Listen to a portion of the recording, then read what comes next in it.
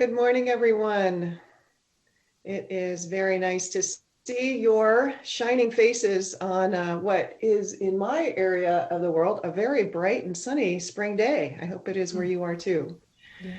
Yes. So commissioners, stakeholders, staff, thank you for being with us this morning. I will now convene the general session. Will the recording secretary please call roll? Catherine Williams Brown. Here. Jose Cardenas. Here. C. Michael Cooney. Here. Michael Direttore.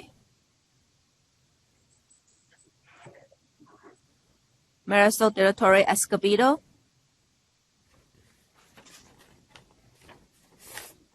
That's right. Anna Marie Francois. Present. Makita Gwynno Shire. Present. Megan Gross. Present. Johanna Harwick. Present. Susan Aradia. Terry Jackson. Here. Bonnie Clark. Present. Jan Marks. Here. Cynthia Martin. Monica Martinez. Here. David Simmons.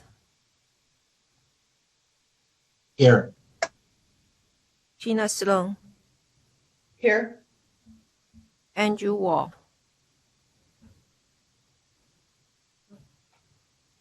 We have a quorum. Good. I'd like to remind members of the public who join the meeting through the webcast or the toll-free number that you may request to make public comment by sending an email to comments@ctc.ca.gov or call 916-322-6253. Please make sure the request includes your full name, your phone number if participating through phone only, your affiliation, and the agenda item number and title. Make sure the name you provide matches the name used to join the meeting. At the appropriate time, the meeting host will change your permission and ask that you turn on your camera and unmute your microphone to share your comment. At the conclusion of your comments, the meeting host will remove your permission and the camera and microphone will be disabled. Before I recess the general session, I just want to make one other announcement that we did not make yesterday, and that has to do with our very own Amy Rising. Amy, where are you? There you are.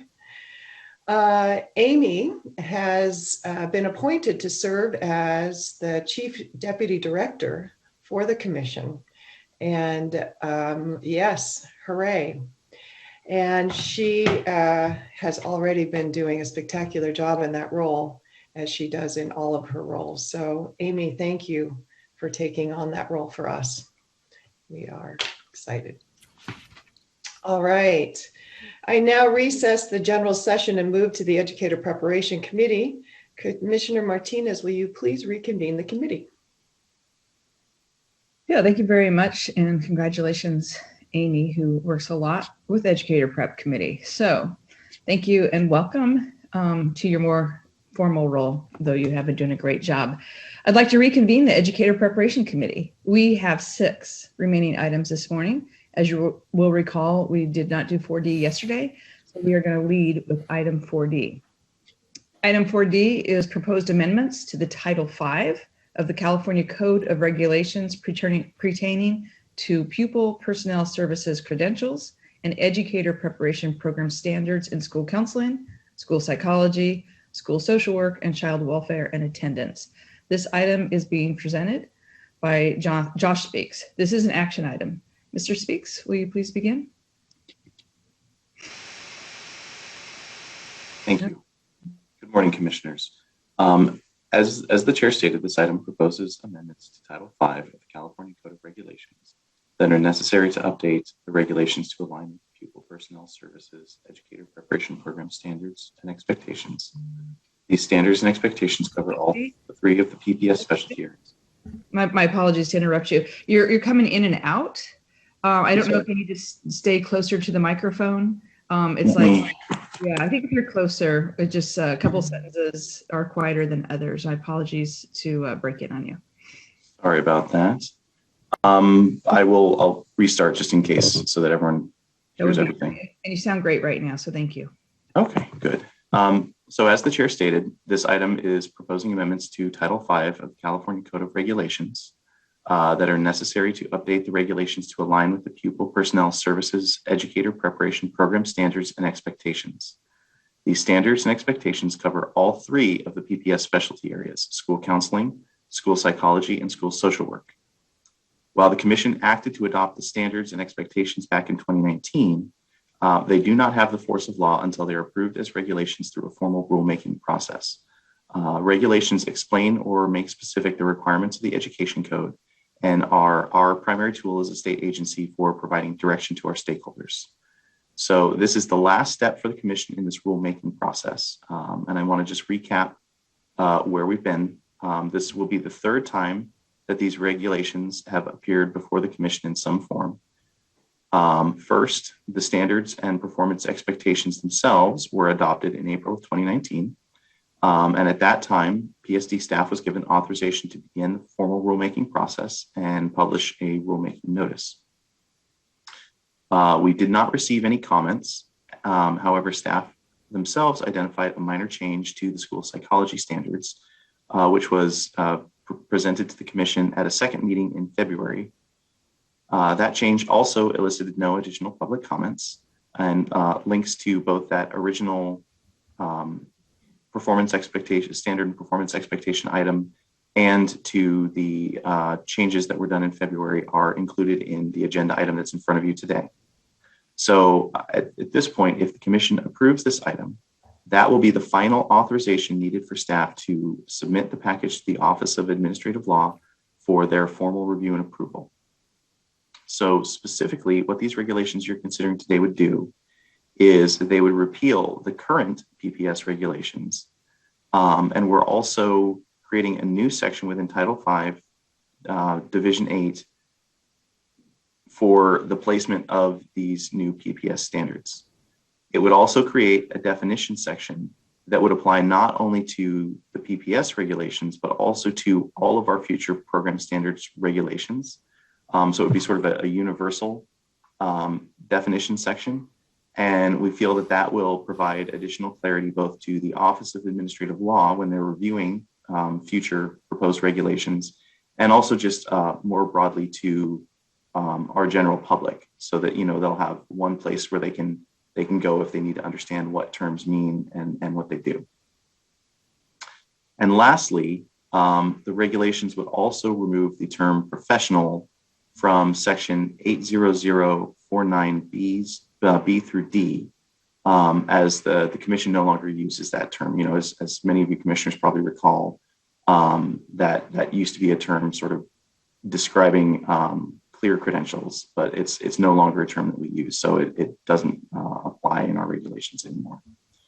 So with that, staff recommends approval of these changes to Title V of the California Code of Regulations, which again would authorize us to make that final submission to the Office of Administrative Law. So thank you very much, and I'm happy to answer any questions you may have. Great, thank you so much. This is an action item. We're now going to open for public comment. Recording Secretary, are there any public comments? We do not have any public comments on this item. Okay, thank you for checking on that. The public comment period for this item then is now closed. Given this is an action item, do I have any discussion? Commissioners, and do the virtual hand or whatever works for you all. Okay. I see Commissioner Cardenas. Thank you. Good morning, everybody. I just want to say thank you to the Commission for working on this. I know in the school counseling world and also within school psychologists and social workers, this has been a buzz and an excitement that it's been updated. It's been a long time since this has been updated. And so there's a lot of talk that just that excitement that our profession is really getting looked at, especially with professional standards There's a lot of cross collaboration that's happening, especially right now during these times between school psychologists and social workers and school counselors, obviously because there's a need within our student population and also our staff. Just want to say, I think this is, again, a great thing moving forward.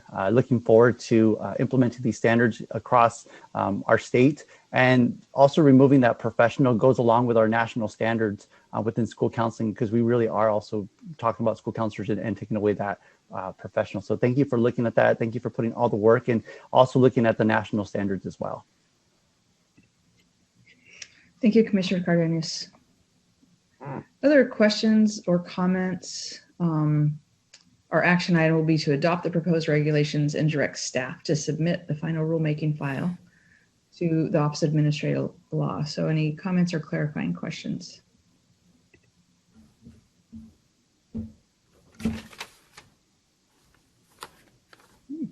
Well, given we have 5 other items, I think we'll go ahead and move on. And I'll ask for a motion. So do I have a motion that the commission adopt the proposed? Oh, my apologies. Are you, Chair Sloan, are you making a motion? I am moving that we adopt proposed regulations. Thank you. And do I have a second? Amy. Okay, I see Commissioner Klatt. Thank you. So I have a second by Commissioner Klatt to that the commission adopt the proposed regulations and direct staff to submit the final rulemaking file to the Office of Administrative Law. Is there any further discussion? Okay. Will the recording secretary call for the vote? Each member please respond with aye, nay, or abstain.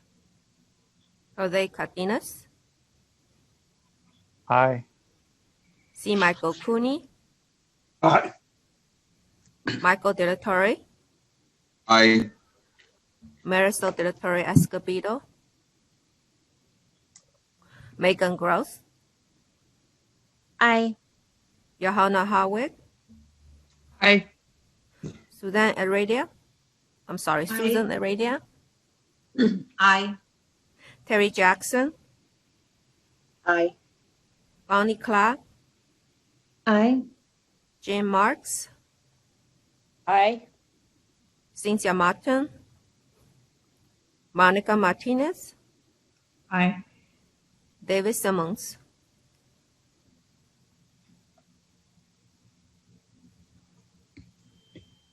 David, Tina Sloan. Aye. Motion carries. Great. Thank you, Mr. Speaks. And we will move on to item 4F. Okay. Item 4F is initial institutional approval, stage 2, eligibility requirements for Relay Graduate School of Education. The item is being presented by Hart Boyd and Poonan Betty. This is an action item. Mr. Boyd, will you please begin? Yes, thank you. Good morning, commissioners. Good morning. Before we get into the specifics of the item, we thought it would be helpful to provide a brief overview of the initial institutional approval process, since we have a number of new commissioners.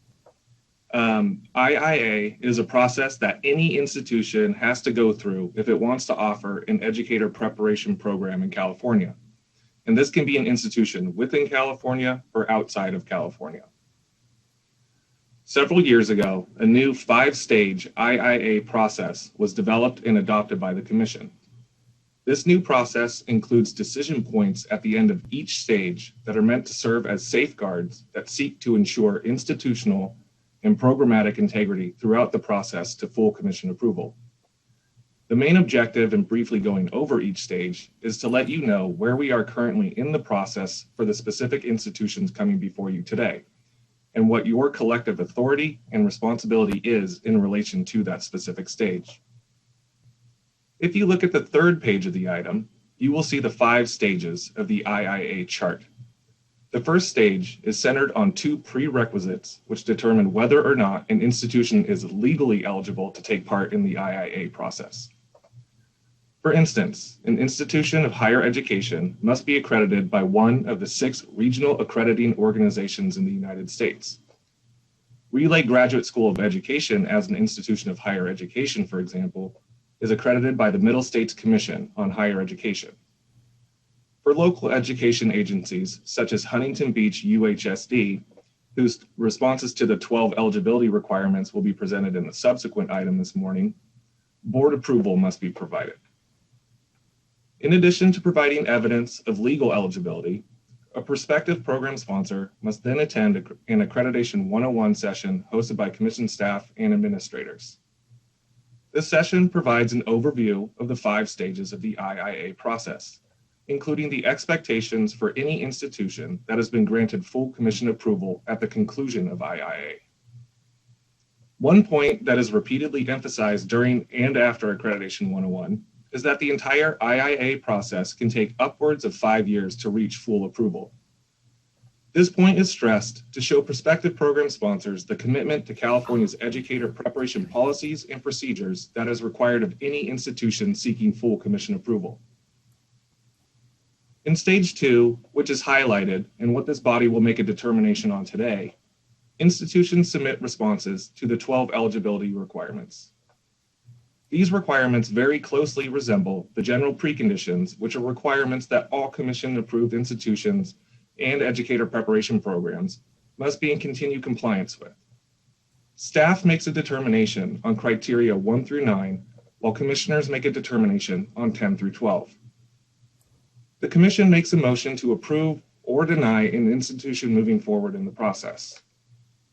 As noted at the bottom of the Stage 2 column in the 5 stages chart, if an institution is granted eligibility to move forward to Stage 3, they still cannot operate their proposed programs. The purpose of Stage 2 is for the Commission to determine an institution's eligibility in moving forward towards provisional approval, and to ensure that the institution has the capacity to sponsor effective programs. In Stage 3, an institution submits responses to the initial program preconditions, program-specific preconditions, and the common standards. Again, preconditions are concerned with institutional and program compliance and are reviewed by commission staff until all preconditions are aligned. The common standards, which are generally concerned with institutional infrastructure and support for the proposed programs, are reviewed by a Board of Institutional Review team. Just as with the Stage 2 agenda item, information will be summarized and will be provided to the Commission in the item. Additionally, a link to the institution's full submission will also be provided. The Commission will then act to grant or deny provisional approval, which will allow the institution to be recognized as an approved program sponsor.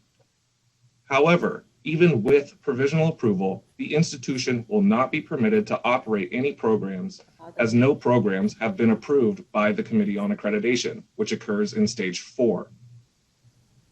In Stage 4, an institution will submit narrative responses and evidence to the program standards, which are concerned with program quality and effectiveness.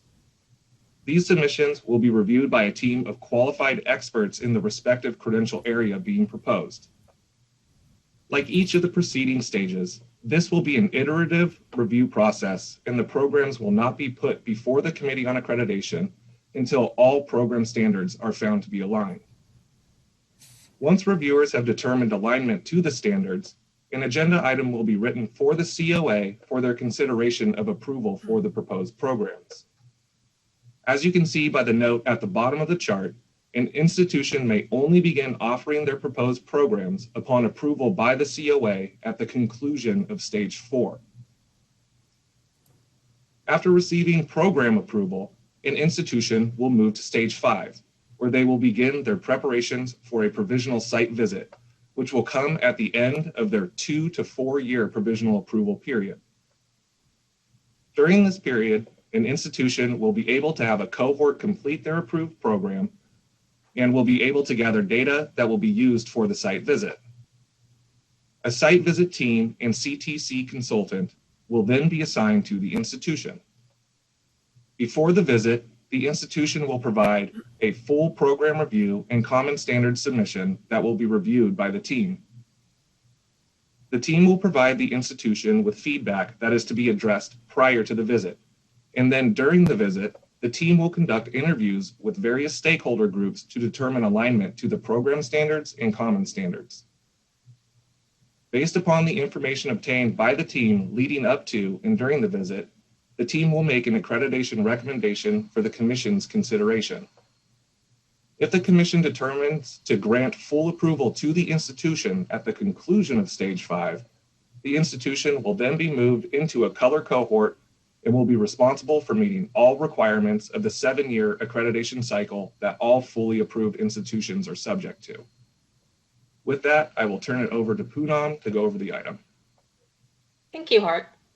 I would like to direct this presentation now to item 4F, which presents Relay Graduate School of Education's responses to the Stage 2 eligibility requirements for the Commission's consideration and possible approval. Relay previously came before the Commission at its October 2016 meeting seeking Stage 2 IIA approval. At the time, the IIA process had just been revised, and Relay was the second institution to come before the Commission under this revised process. There were concerns raised during the meeting. Relay was denied eligibility, and they are now coming before the Commission once again. Based on the feedback provided by the commissioners at that meeting, Commission staff reviewed the IIA process again. The process was subsequently revised in 2017, as described by Hart, and has remained in place since then. So today, Relay has brought forth a brand new proposal seeking Stage 2 IIA approval to become eligible to offer the following proposed programs, which are also listed on page 1 of the item.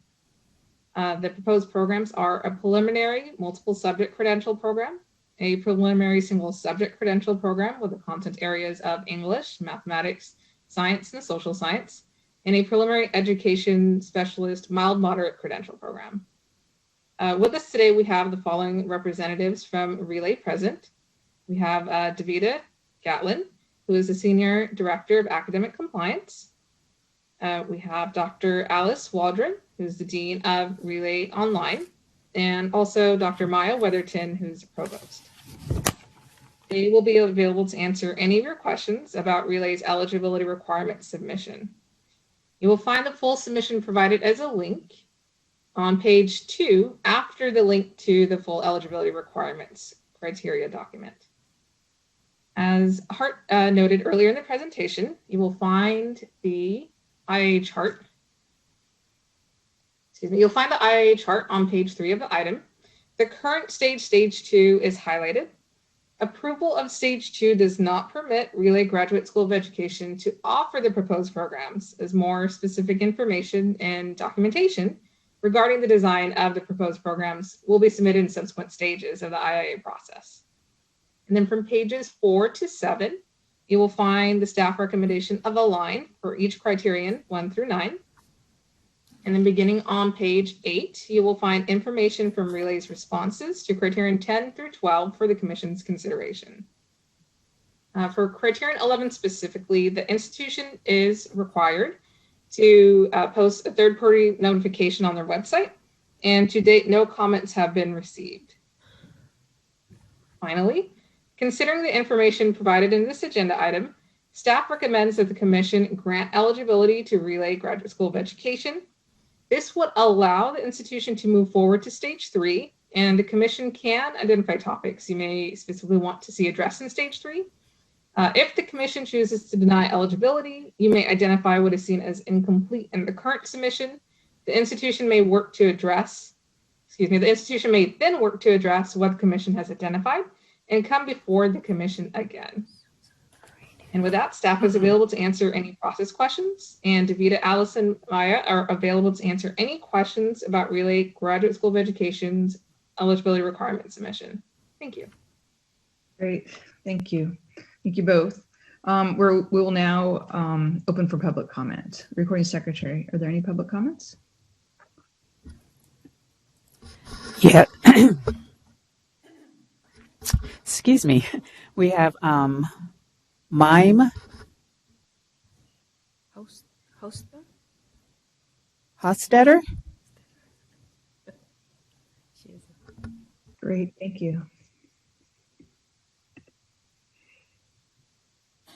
Good morning, Commission. I am Dr. Mamie Hostetter. I'm the president of Relay Graduate School of Education. I'm also a proud former middle school teacher and mother of 2 kids, both of whom are lucky to be students in public school systems where Relay alums are teachers and leaders. Since becoming president of Relay, we have deepened our focus on establishing really strong relationships with TK-12 schools, including a growing number of traditional public districts. We've also refined our curriculum to further emphasize culturally responsive and inclusive practices. And prospective TK-12 partners in California have expressed that they would welcome Relay's practice-based online programs as an option for prospective teachers, especially as they work to diversify their teacher pipelines. At Relay, we believe in the power of teachers to do great things, especially when prepared and supported thoughtfully. We know impactful teachers make such a difference in the lives and outcomes of students, and we are very eager to serve California as an educator preparation program sponsor. Thank you for your time and consideration today. Thank you. Recording Secretary, are there other public comments? We have no additional public comments. Thank you. The public comment period for this item is now closed. Do commissioners have any questions or comments on this item?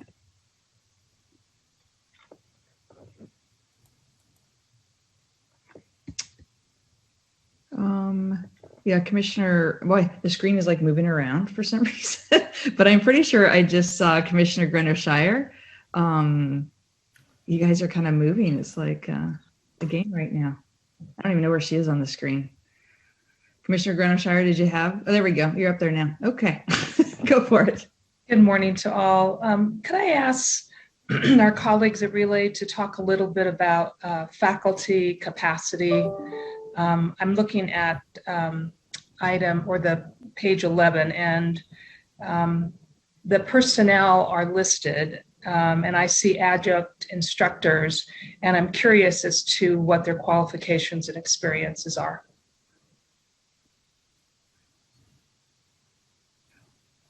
Good morning, commissioners. We're very happy to be with you here today. I'm Dr. Alice Waldron, and thank you so much for that question. The qualifications for adjunct instructors are quite similar for those of our full-time faculty. So we prioritize that all of our instructors themselves were excellent TK through 12 teachers, such that they can best prepare our candidates and work with them to support them in driving student learning and positive experiences for all TK through 12 students. Additionally, all of our faculty need to at least have a master's degree, with many of our faculty holding doctoral degrees. Great, thank you. Any follow-up question, Commissioner Grenoshire? Okay, I'm gonna move on to Commissioner Brown and then Chair Sloan. Thank you very much. You read my mind, Commissioner Grenoshire. I was also interested in the faculty, as I saw no full-time faculty on that list. So that's a question that I still have. The second question that I have has to do with the clinical practice and internship. I wondered if I was inquiring if you could describe that and compare and contrast the two options there. And my third question was actually was just a comment. It was really good to see that you're talking about both academic achievement and social emotional learning. And the third piece of that in terms of a query was to ask more about what you described as culturally responsive and inclusive practice and teaching. I wanted to hear more about what that meant to you all. That's probably too full, huh? I appreciate all of the questions. I heard too clearly for clinical practice, the difference between the residency and the intern pathway, and then talking about what culturally responsive practices and inclusive practices mean to us. I think you referenced three. Is there a third one that I missed before I answer? the third one was to just, I noticed that it looked like there's only adjunct faculty in this program, no full-time, even though your previous person said that they had the same requirements as full-time. I don't see any full-time faculty listed for this program that might be coming to California. Absolutely. Thank you for clarifying. So we will absolutely, I'll start with that one.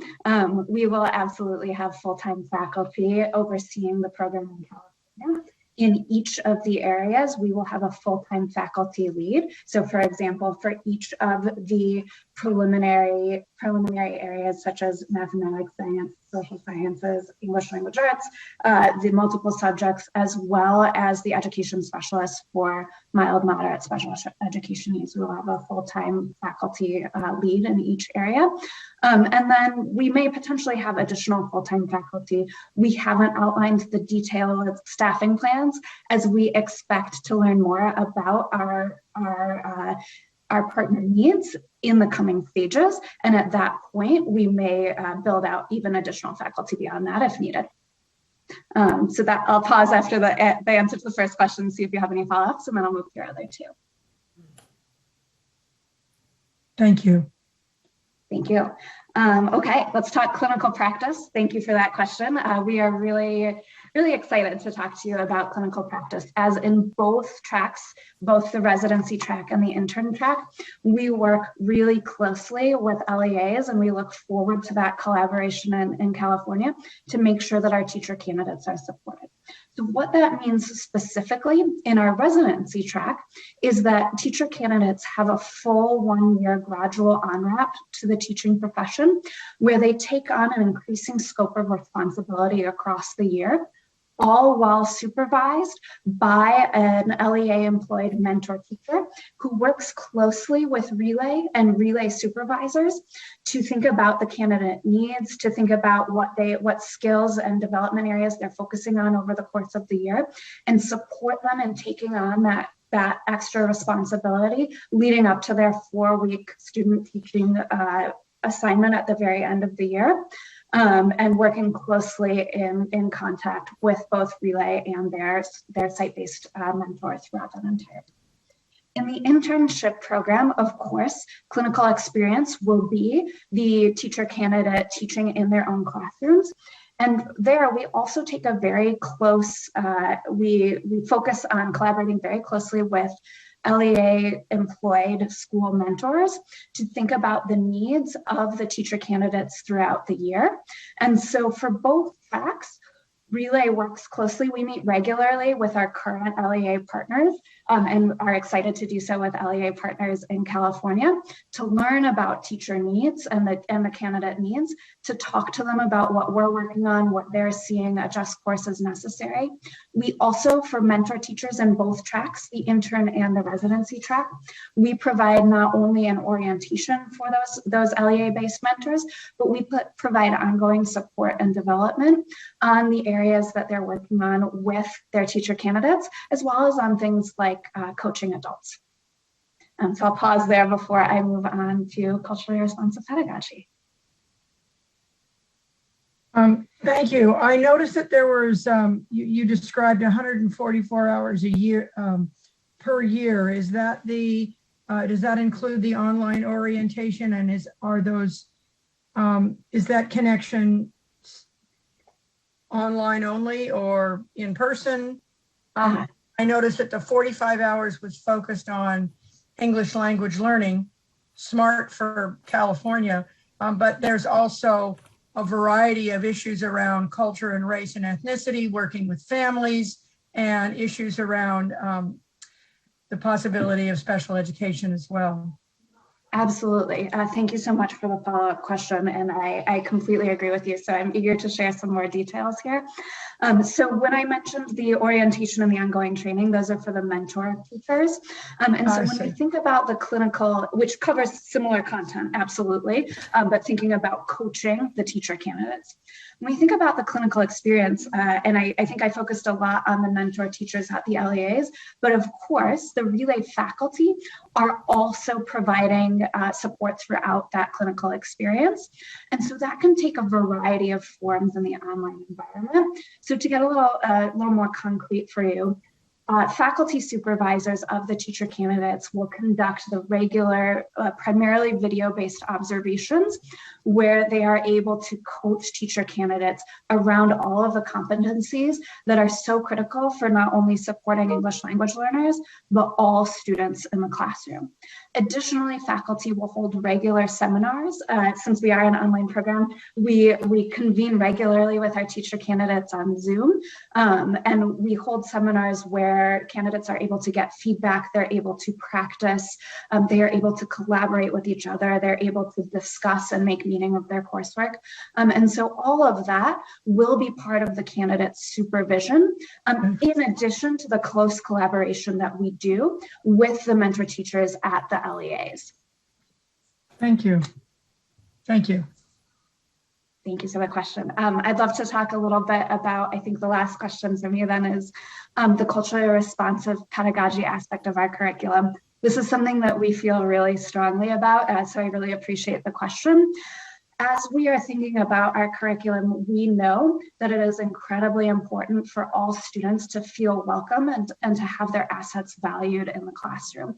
They deserve to learn in a supporting environment where they can thrive and succeed. And so we see culturally responsive and inclusive practices as a foundation throughout all of our curriculum. So it is not a single course. Rather, it is integrated throughout our coursework. So I can give one example to get more concrete from some graduate students I'm currently working with. They are currently working on thinking about how to use data to inform their instruction.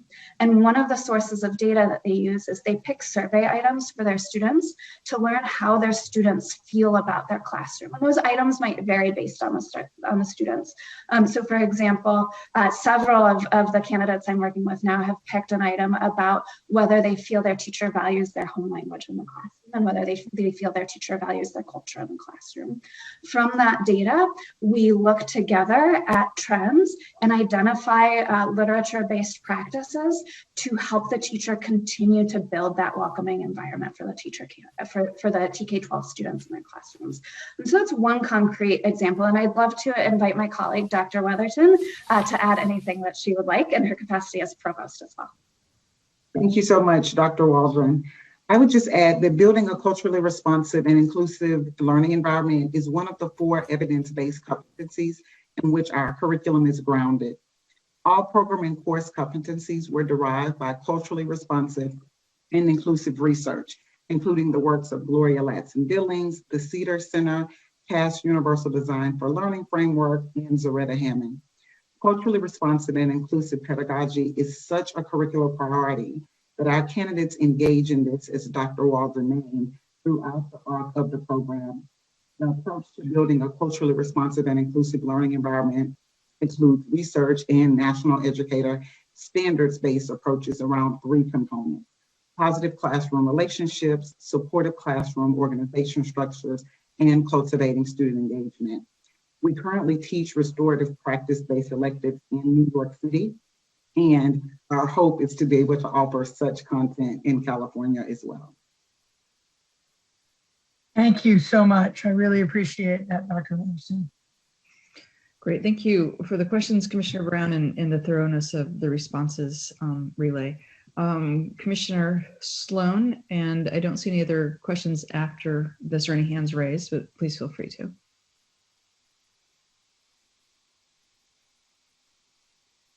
At the risk of interrupting, I see Terry Jackson's hand, just because I'm not sure if you can see it. Yeah, Dr. Jack, I have a hard time seeing it because it's right on the California seal. So thank you so much, Commissioner Brown. I really appreciate that. Yeah, I might need you sometimes to raise your actual hand. Okay, so Chair Sloan and then Commissioner Jackson. Thank you so much, Commissioner Brown.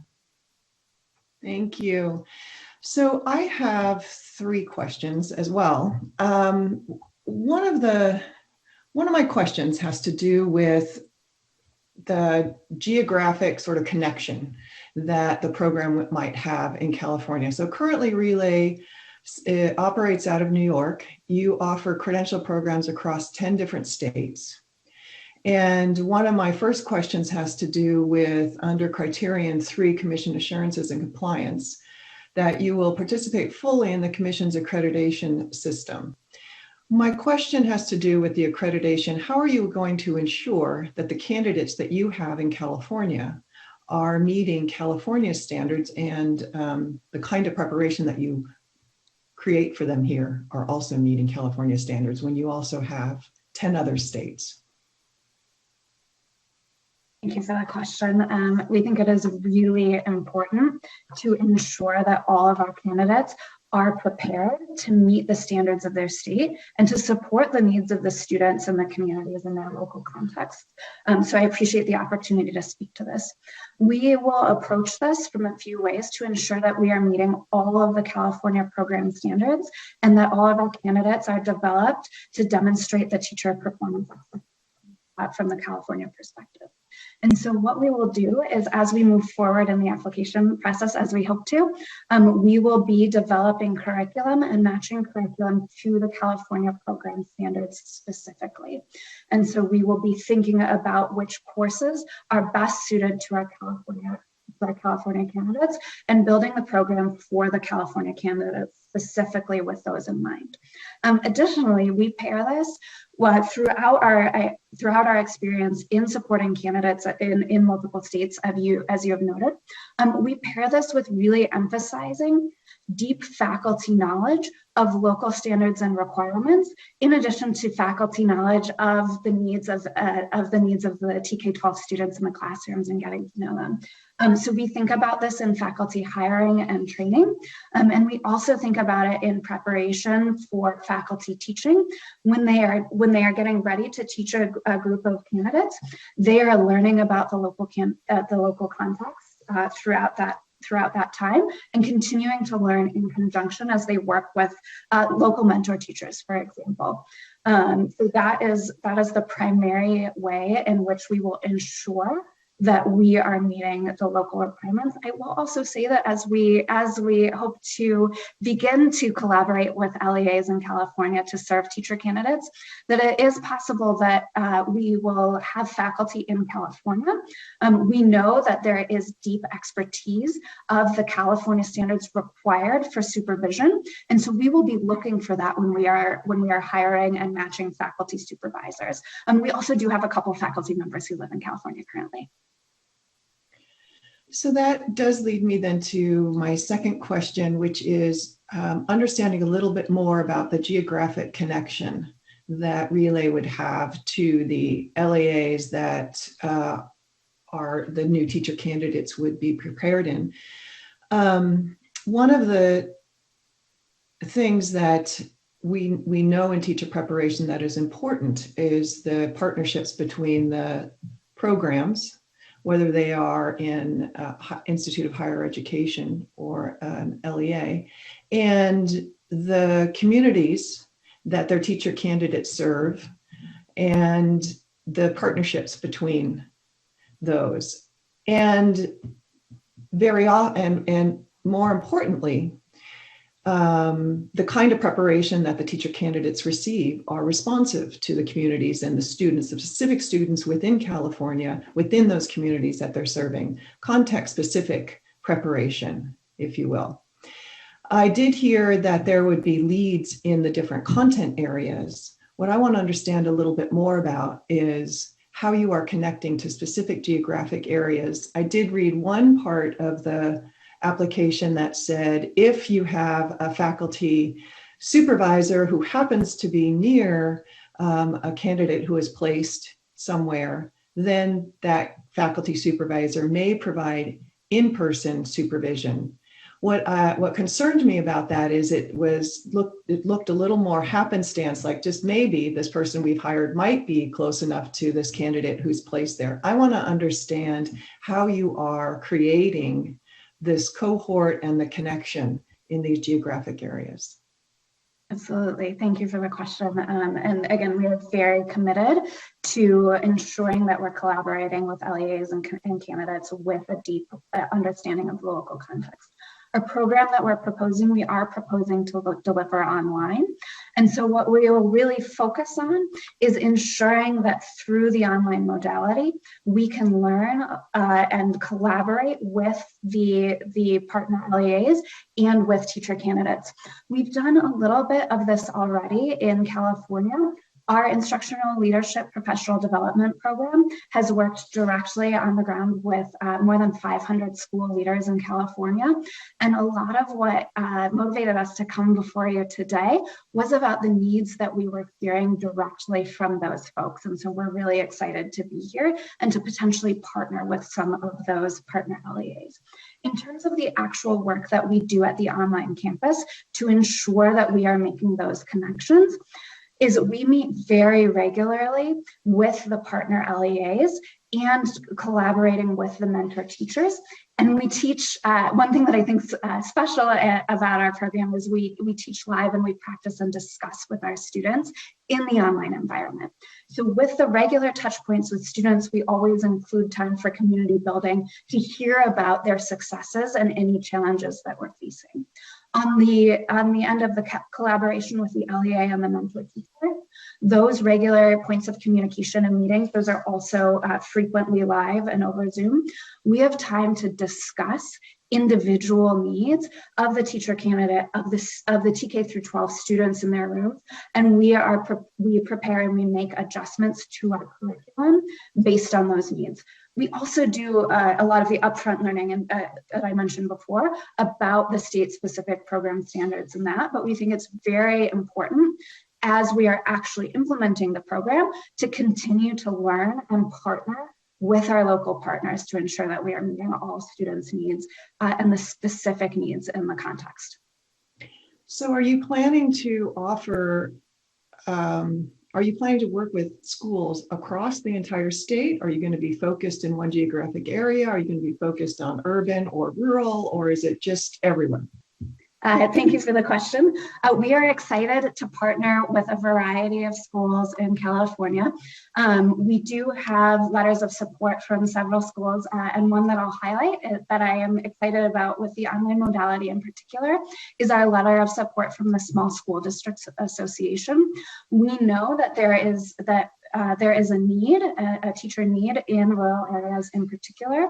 And we think that the cohort building that we do online, where we can bring together teachers with similar contexts, is going to be really powerful in rural areas, in addition to, of course, bringing the strengths of our program to the leaders that we have been working with in California already, some of whom are in urban areas as well, and have been really asking for our program. Okay, well, that just leads me to my last question is, you're operating in 10 different states. Why do you want to operate in California? Thank you for that question. And we are so excited to be here with you today. So I'm very glad that you asked. We are here with you today because we are excited to help meet the need for teachers in California. We know, based on the most recent report from the CDE, that more than 20,000 teachers are likely going to need to be hired in the coming year. And as I mentioned before, in working with those more than 500 school leaders in our instructional leadership professional development program in California specifically, we have heard from them that they have a need for our program. And I would also reference, in terms of need, really thinking, and we're excited to partner more deeply with the Small School Districts Association.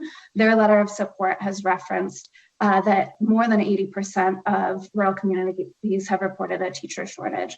So we're excited to meet the need. But going beyond that, we are really excited to meet the need with a high quality residency and internship program online.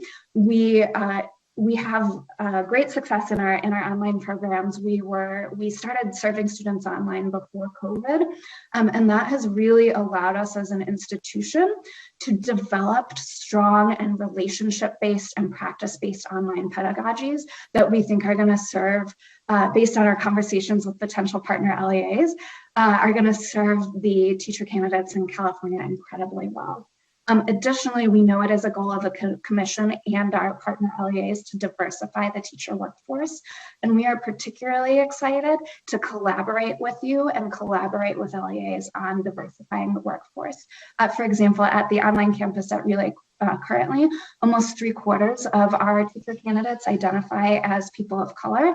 And we know that it is incredibly important for all TK through 12 students to have teachers of color. And we are really excited to collaborate on that goal with you and with our future partner LEIs. Thank you, Dr. Waldron. Thank you for the questions. Thank both of you. I'm going to move on to Commissioner Jackson, and then we're going to go to Commissioner Grenoshire. Yes, thank you. I was really happy that Commissioner Brown had posed your approach in terms of culturally responsive pedagogy. And I know you mentioned some really, heavy hitters in that area and everything, but I really want a little more detail about how your candidates will receive that kind of training and that kind of background and everything.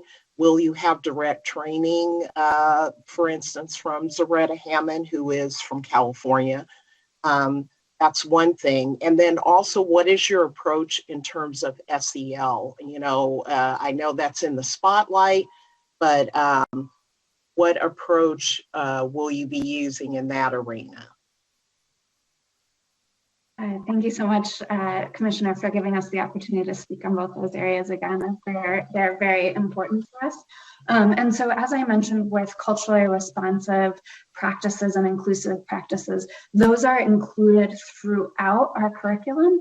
So any course that a teacher candidate is taking or throughout clinical supervision, they are going to experience learning and reflection and practice related to culturally responsive and inclusive instruction. If you can connect us to Zaretta Hammond, we would love that. We do not currently work directly with her. I will let Dr. Weatherson correct me if I happen to be wrong on that. But what we do, and we take very seriously, is ensuring that we are keeping current. We are constantly revising our curriculum and staying current with research and practices in the field and integrating that into our curriculum. So a little bit of detail about, for example, the balance between our asynchronous and our synchronous curriculum. Teacher candidates often learn and read a lot of the research in the asynchronous work, such that when they are coming to synchronous classes, they are really prepared to discuss, they are prepared to reflect, they are prepared to practice. So thinking about, okay, well, what am I going to do in my upcoming lesson to integrate the assets of my students? What am I going to do in my upcoming lesson to help students do some communal work? And think about the practical applications and then transfer those to their classrooms. In terms of clinical supervision, we also look for that in terms of, for example, reflecting on survey data. As I mentioned, we have teacher candidates do things like rewatch their video. And in this way, I think video observation can be particularly powerful to notice who they're calling on, to notice any interactions, notice any power dynamics there, and always think of it through a lens of getting rid of any potential bias and promoting an asset-based and inclusive environment. I'll pause there in case I'd love to give Dr. Weatherson the opportunity to weigh in as well, and then we can take any follow-up questions and move on to socio-emotional learning as well. Thank you, Dr. Waldron, and thank you for the follow-up question. What we emphasize are 5 culturally responsive teaching strategies for our educators. We want our educators to be able to activate students' prior knowledge, to make learning contextual, encourage students to leverage their own cultural capital. We also encourage them to reconsider their classroom setups. Do they include authors of diverse races? Is the LGBTQ community represented? And to build relationships. Not all students want to learn from teachers who do not make them valued. So I just wanted to add that those are also critical components and strategies that we teach to all of our educators throughout the arc of their program. Thank you. I think I saw, before we go to Commissioner Grenoshire, Executive Director Sandy. I think you were trying to get in, or no? I just wanted, yes, I did. Thank you, Madam Chair. I just wanted to interject for a moment, and if you'll permit me, I'd like to invite Cheryl Hickey to just jump in on the procedural question right now about what stage this institution is in and what standards and requirements they are being examined against right now versus in the next stage. So can I turn it over to Cheryl, please? Thank you so much. Yes, please. And Ms. Hickey.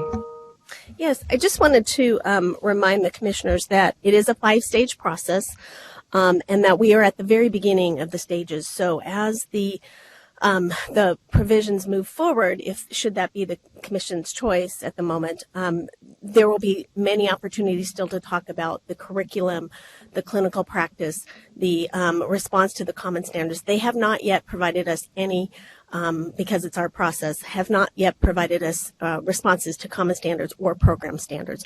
So just wanted to remind the commissioners about where we are in the stage of the process. We're looking at the eligibility criteria. And of course, you have concerns and issues that you want to bring up, which is wonderful, but we just wanted to remind you where we are in the process. Great. Thank you. We always depend on our CTC staff to keep us clear in our role. Let's see. So I'm moving on to Commissioner. Well, first I want to ask Commissioner Jackson, were there any follow-up questions? No, that's fine. Okay, thank you. And Commissioner Greno-Shire?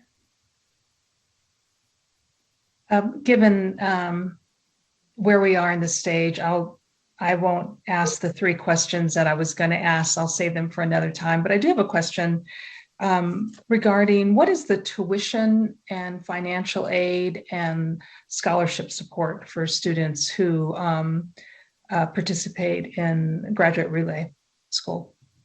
A great question. Thank you for that. So affordability is one of our focus areas.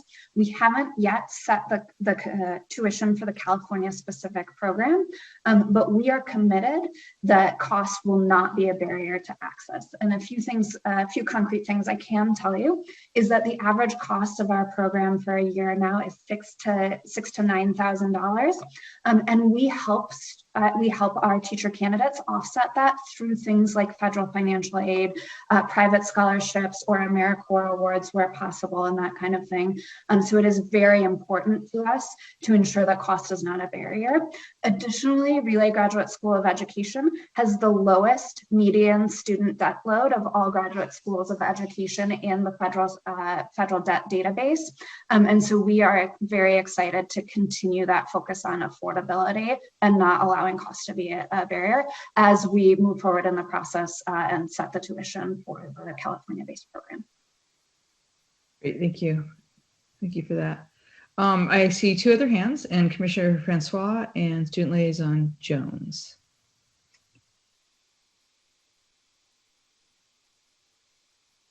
I believe Student Liaison Jones had her hand raised first. Great, thank you. Awesome. So I have 2 questions. Out of your preliminary credential options, is there a dual credential option at your site? And I just wanted to ask that question. I have some follow-up questions if so, but is there a dual credential option?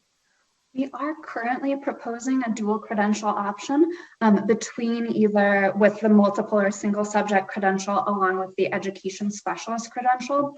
We will look more into what the details of that look like as we move forward in the process to determine if we will definitively offer the dual credential or not.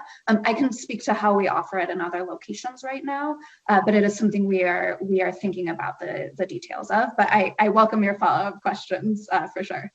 Yeah, and how long are your programs for your credentials? I know I see that it's a year for residency and then for internship, is that just a year too, or is it courses and then you get into that? Excellent question. Our credential programs proposed for California would be 1 year for the single credential. One of the biggest questions that we have about whether we will move forward with the dual credential is currently anywhere we offer a dual credential, it is not a 1-year program. It is a 2-year. It is more than 1 year, usually 2 years. Okay. And so we would be looking into what that might look like with the California requirements as we move forward, as we hope to move forward at least.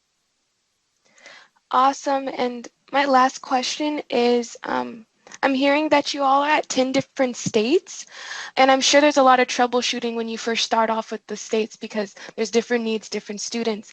My question is that what has been the method of learning the needs of your new state's population students, not necessarily the trainings that you're going to give the mentor teachers or the supervisor teachers, but knowing your students that you have before you start with them. Do you have any type of methods of getting to know them, understanding what needs they may have before they enter into your program?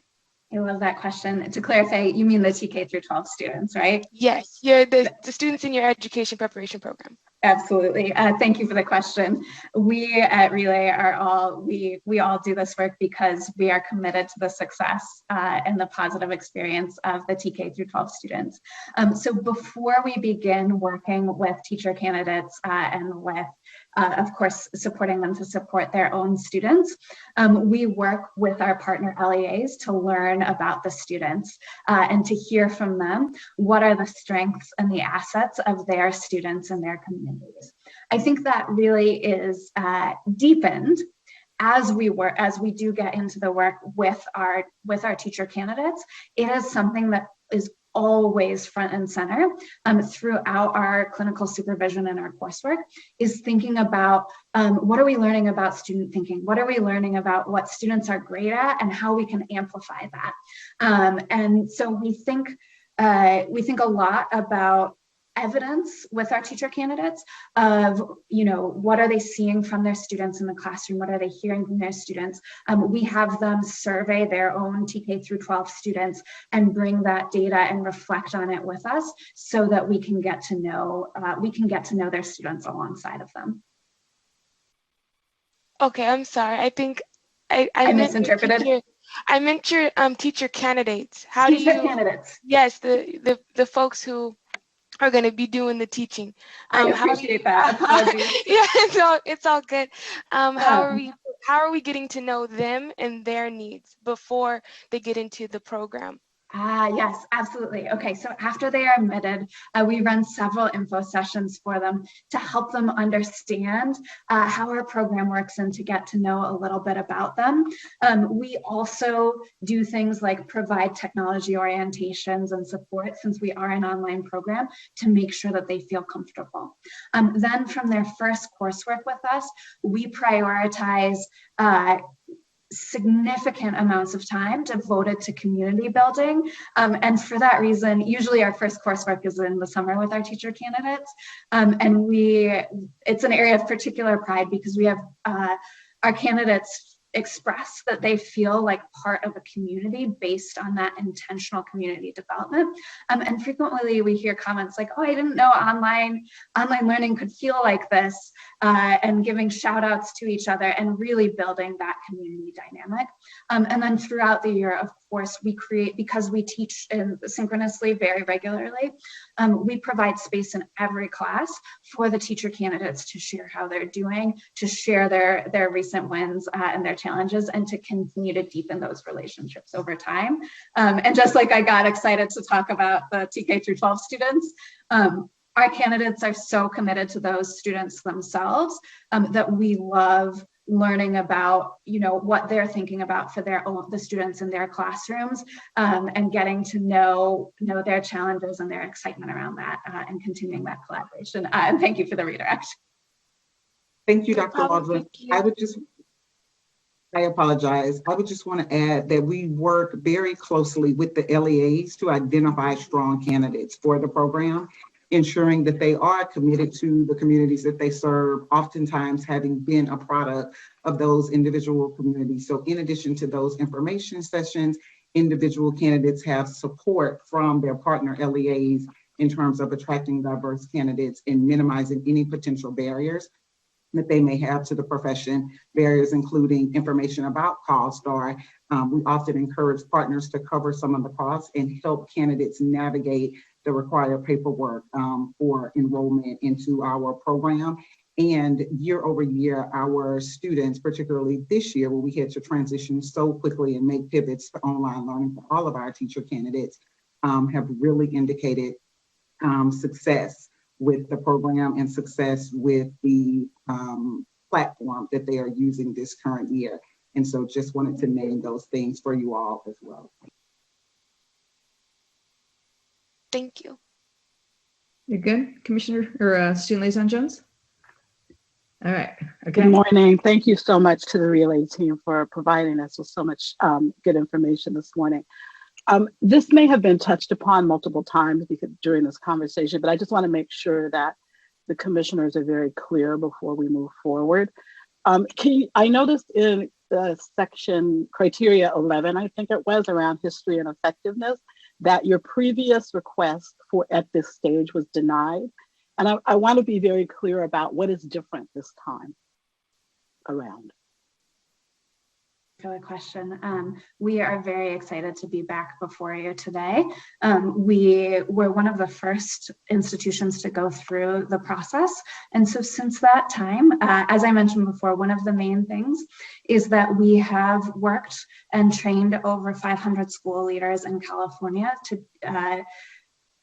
and we have heard from those partner LEAs about the need for our program and really deepened our understanding of the California context and our commitment to partnering with the LEAs in California.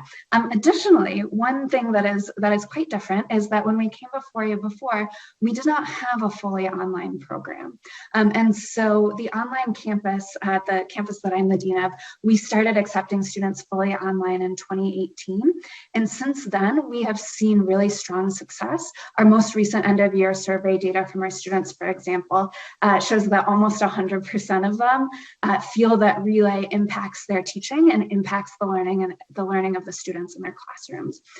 So we feel very confident in the online modality and the way that we base it on relationships with the teacher candidates and focus on success and experience for the TK through 12 students. And we know that, for example, with our letter of support from the Small School Districts Association, we think that the online modality can be particularly effective in supporting the need for teachers in California, and as myself and Dr. Weatherton have mentioned before, in supporting the goals of the commission and our partner LEAs to diversify the teacher workforce.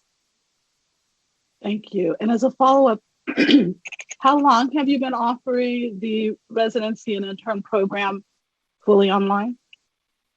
We have the fully online campus. We welcomed our first students in 2018. Prior to that, the team that I work with taught some classes online for our students at in-person campuses.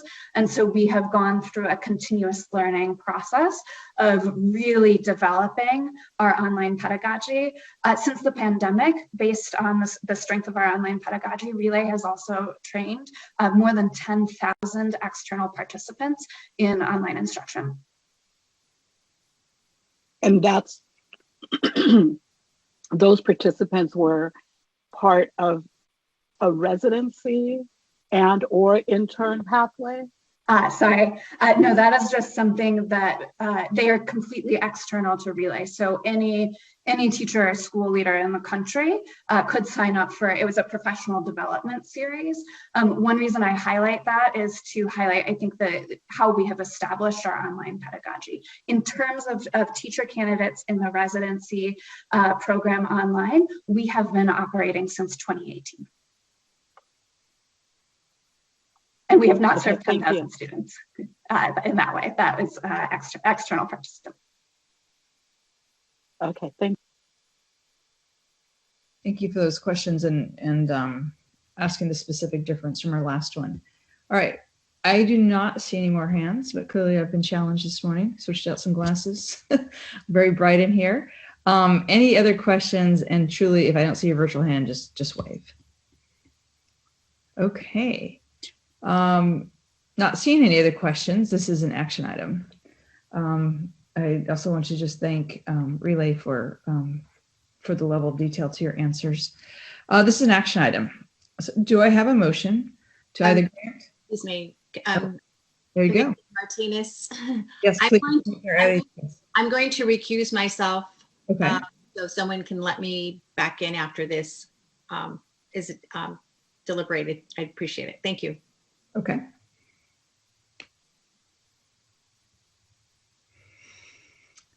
Okay. We're gonna go ahead and move forward. I don't see anything else. Anybody else? So, okay. Do I have a motion to either grant eligibility to Relay Graduate School of Education to move forward to stage 3 or a motion to deny eligibility?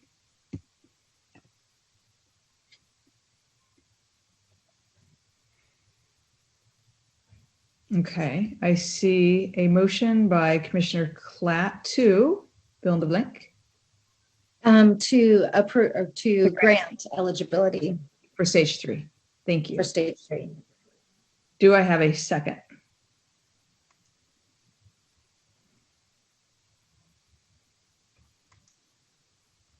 Okay, I see Commissioner Clooney. Yes. Thank you.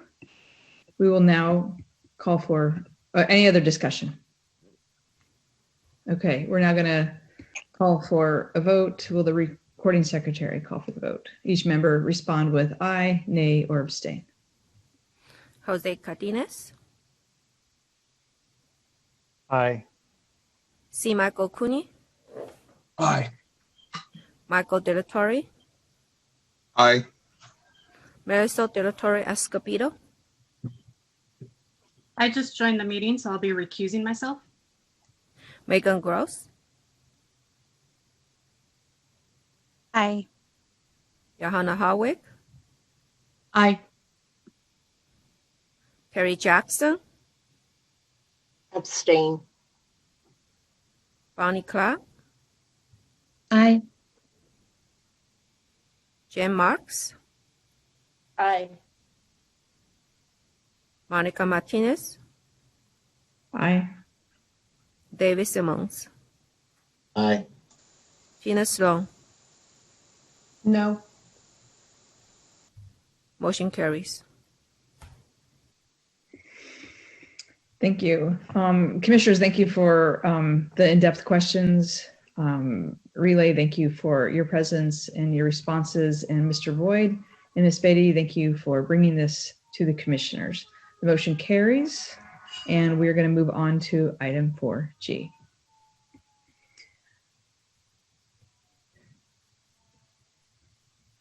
Okay. Item 4G is initial institutional approval. Oh, and can we make sure we have Commissioner Edidia? I think she has to call back in.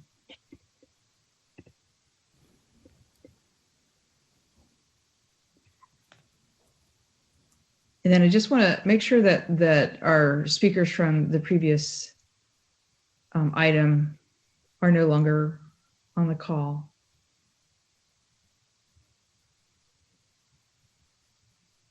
I still see a placeholder for one of the relay members. Okay. Great. Okay. We'll start slowly and hope that our other commissioner can catch up. Okay. Item 4G, initial institutional approval. Stage 2, again, eligibility requirements for Huntington Beach Union High School District. This item is being presented by Michelle Williams-George. This is an action item.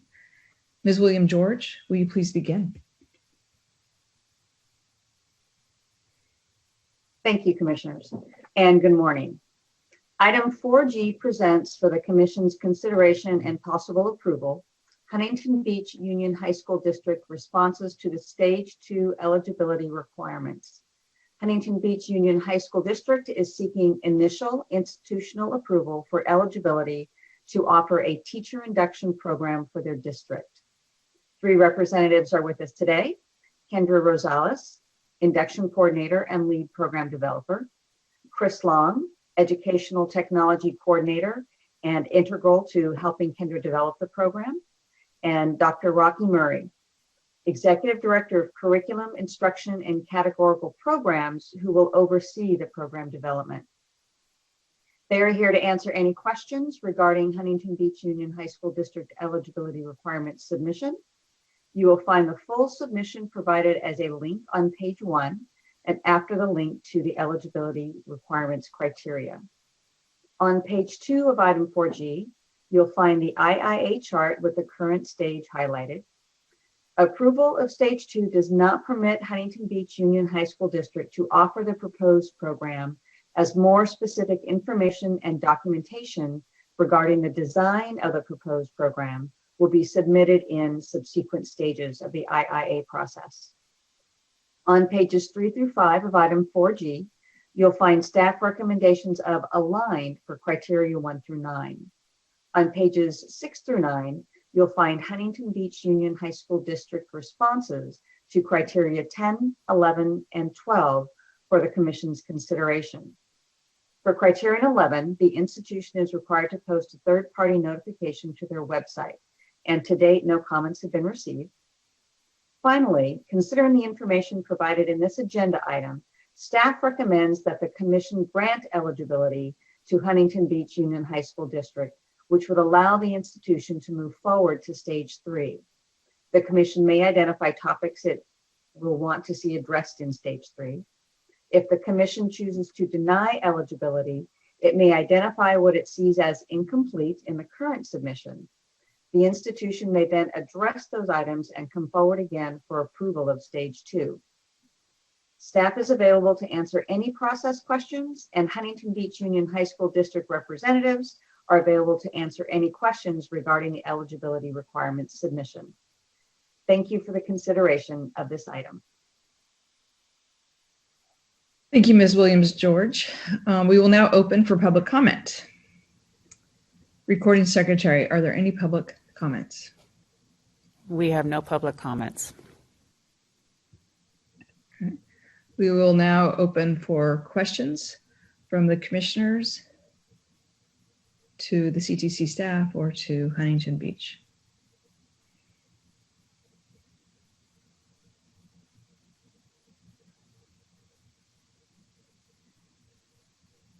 Okay, I see Commissioner Klatt has her hands up. Oh, there, I unmuted.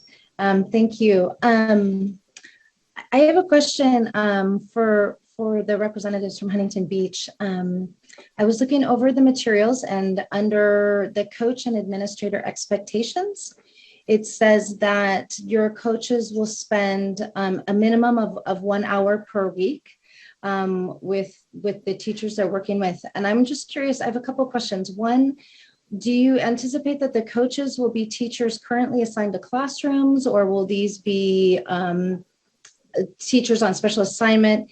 And I may have a follow-up question after your response. Thank you, Commissioner Klatt, for your question. First, I am not Chris Long. I am Kendra Rosales. And as this year has gone, my Chromebook decided to die right before we hopped on. So I am on Chris's computer, but I am indeed Kendra Rosales, and I will be serving as the induction coordinator. Flex and flow as the year goes, right? So with your question, yes, our coaches are current classroom teachers, and we have built into the classroom teacher schedule, every teacher has a prep period. And so typically how it works is that our coaches would have the opportunity to meet with candidates during their prep period, as well as an agreed upon time between the candidate and the coach. Obviously, given this year, we have had far more virtual meetings.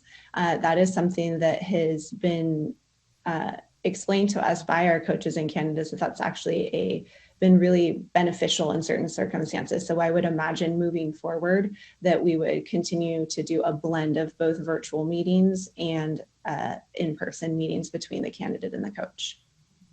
Thank you. And just a quick follow-up. So the prep periods, the teacher prep periods, do all of the teachers have the same prep period, or how would you ensure that the prep period of the candidate and the prep period of the coach are aligned?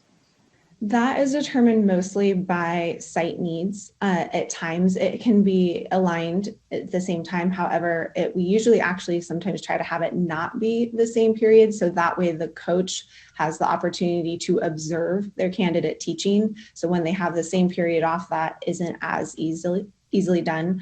I, however, as the induction coordinator and the ed tech coordinator, Chris Long, who's sitting beside me, we are both fully released teachers. So if the need should arise for us to either need to go in and help with additional observations or help with additional support, whether that be with the candidate or covering the coach's class, So the coach was able to then go assist the candidate. That is a possibility. All right, thank you very much. You're welcome. Thank you, Commissioner Klatt. Questions from other commissioners?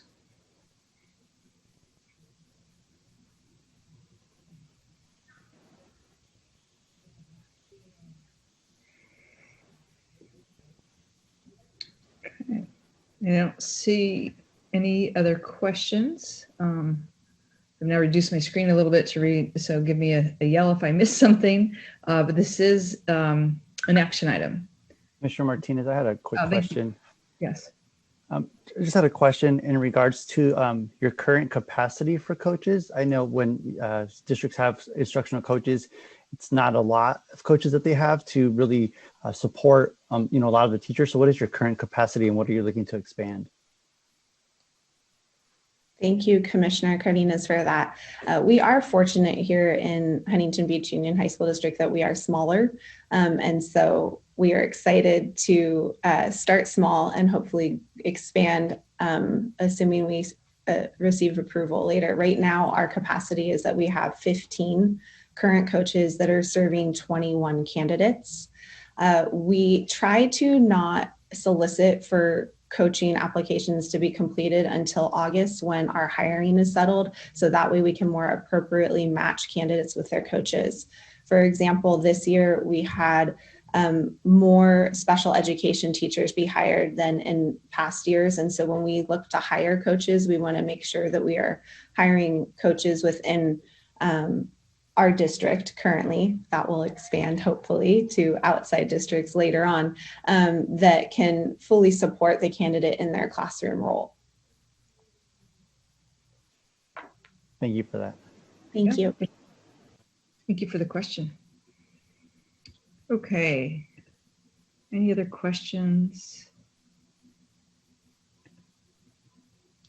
Okay, we're going to move towards the motion now. And so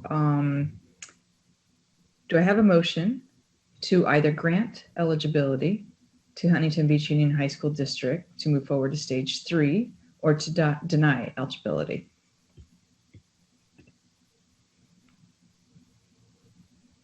Okay, I have a motion to fill in the blank for me, Commissioner Gross, to grant eligibility or? To grant eligibility. Okay, great, thank you. So I have a motion from Commissioner Gross to grant eligibility for stage 3. Do I have a second?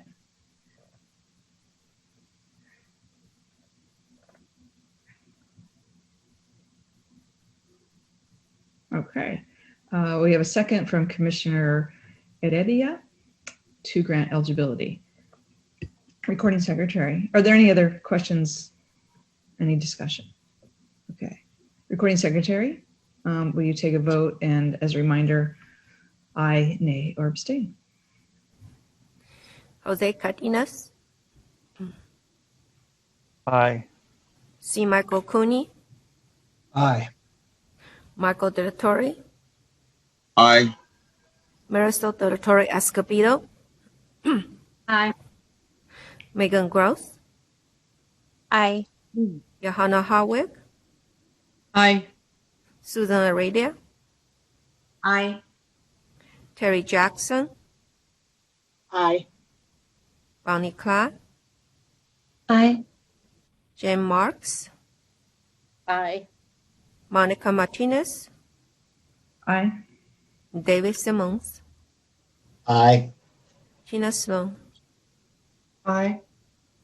Motion carries. Great. Thank you. Thank you, Ms. Williams-George, and thank you, Huntington Beach, and congratulations. Thank you so much to the commissioners for your time and approval, and thank you, Michelle, for your guidance. We look forward to seeing you again. Fantastic. Okay, we're going to move on to 4H, and then just to give you all some hope, we'll probably take a break after that. So 4H.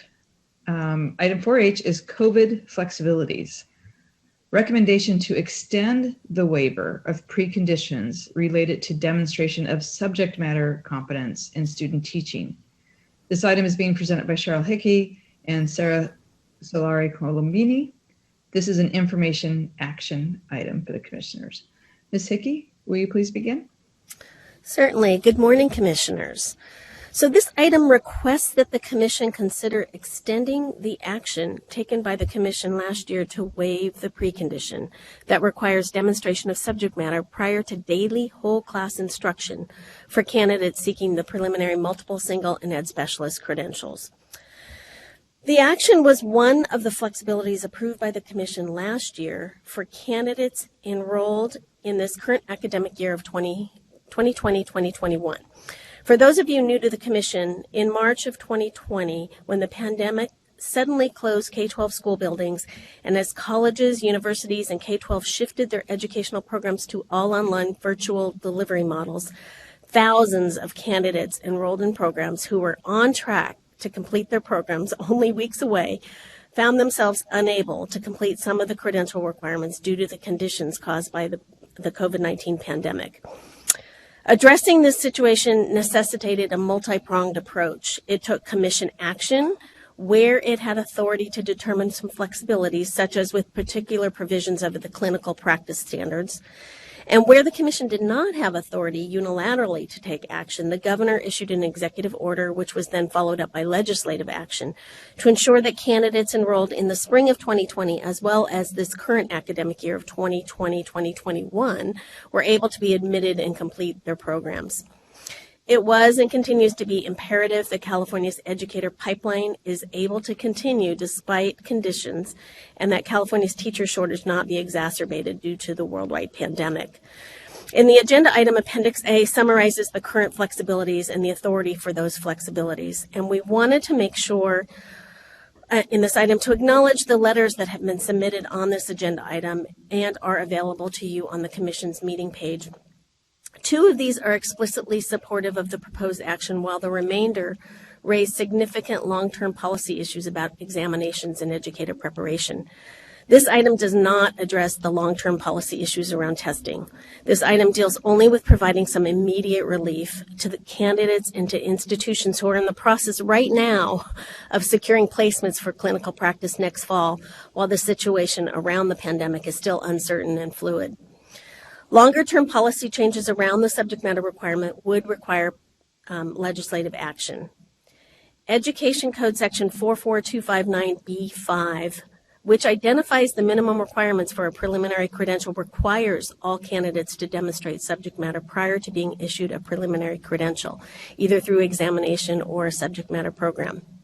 The next item today, item 4I, is an update on the Commission's examinations, but even more relevant to the topic raised by the letters is agenda item 6A and B, the legislative item, and in particular, the discussion about AB 437 CALRA. So you'll have an opportunity to talk about those long-term issues. As we continue to work on these issues, we continue to be committed to working hand in hand with the field, especially program leaders, to gauge what issues they and their candidates are facing due to the pandemic.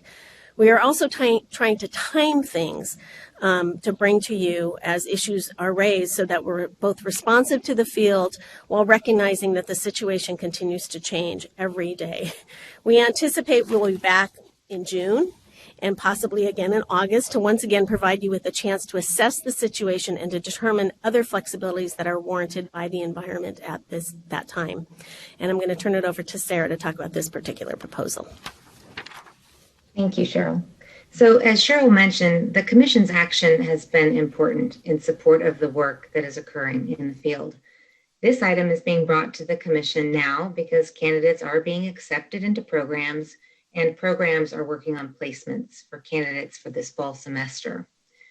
This particular item addresses Precondition 6 for the preliminary multiple and single subject programs and Precondition 3 for the education specialist programs.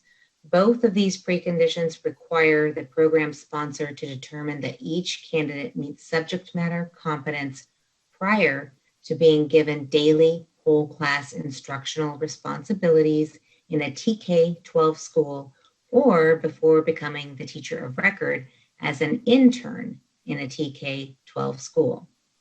So this agenda item proposes that the Commission consider the extension of this waiver through the 2021-22 academic year to provide candidates the opportunity to continue their program as the testing center capacity and availability is addressed over the course of this next year.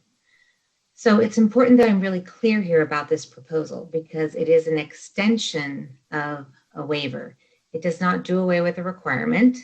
Candidates are still responsible for meeting subject matter prior to being issued the preliminary credential.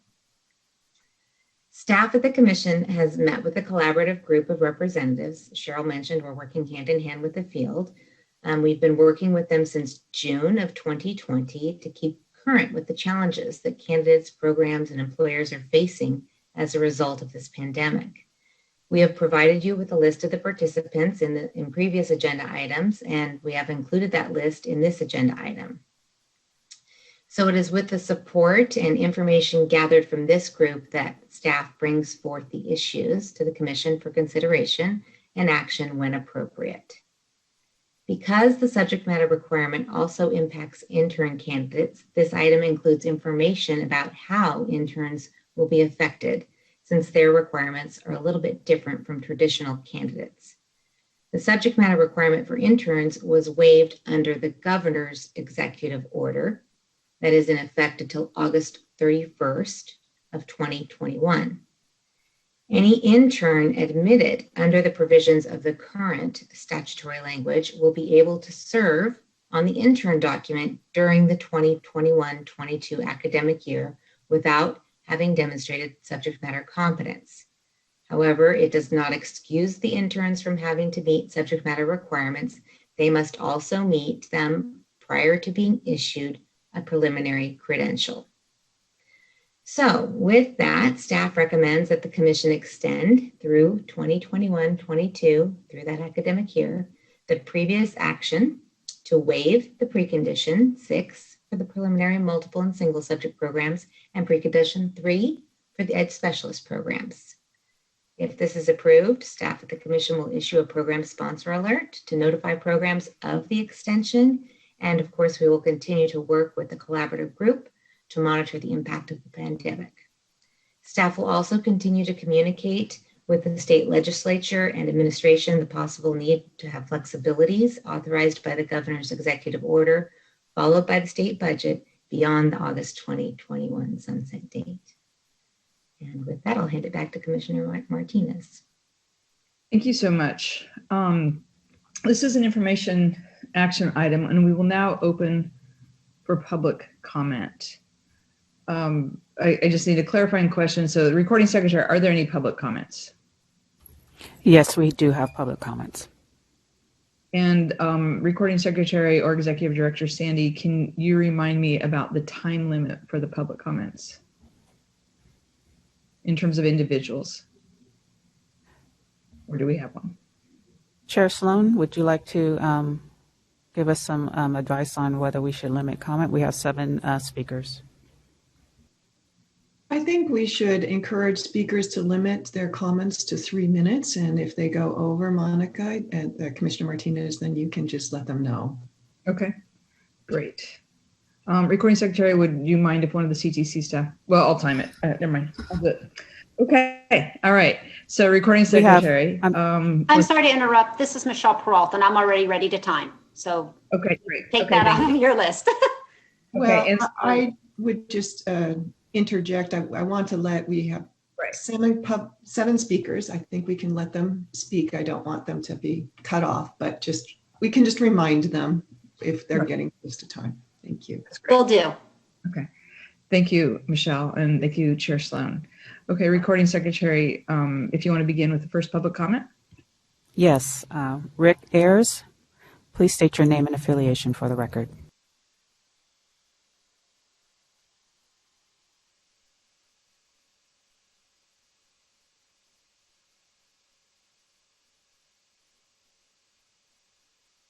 My name is Rick Ayers. I'm a professor of teacher education at the University of San Francisco. So, and I'll keep it short. I'll probably be about 1 minute. I just understand that you're talking about both immediate relief and long-term issues for students who are seeking to become teachers. I'm particularly here today to commend the CTC and the Department of Education for moving towards a broader availability of waivers for those seeking to enter teaching education programs. Particularly for diversifying the teacher corps, this is a crucial development because, as you know, we are facing crisis. We have teachers leaving the field because of the difficulties of COVID that COVID has brought for them. And the pipeline is now clogged, especially because people can't get through testing. Right now, if they are put in the classroom without CSET, they are allowed to teach, but at a lower pay scale. And I think that it creates a hardship for them too. Extensive research is currently demonstrating that the CBEST and CSET do not improve teacher quality, but rather serve as a gatekeeper, particularly that targets people of color. As a teacher educator, I urge you to listen to the graduate faculty that is urging the reasonable and expanded use of waivers so that students can demonstrate their subject matter competency through the extensive work they've done in undergraduate and postgraduate study. That would make a big difference in expanding our teacher corps. Thank you.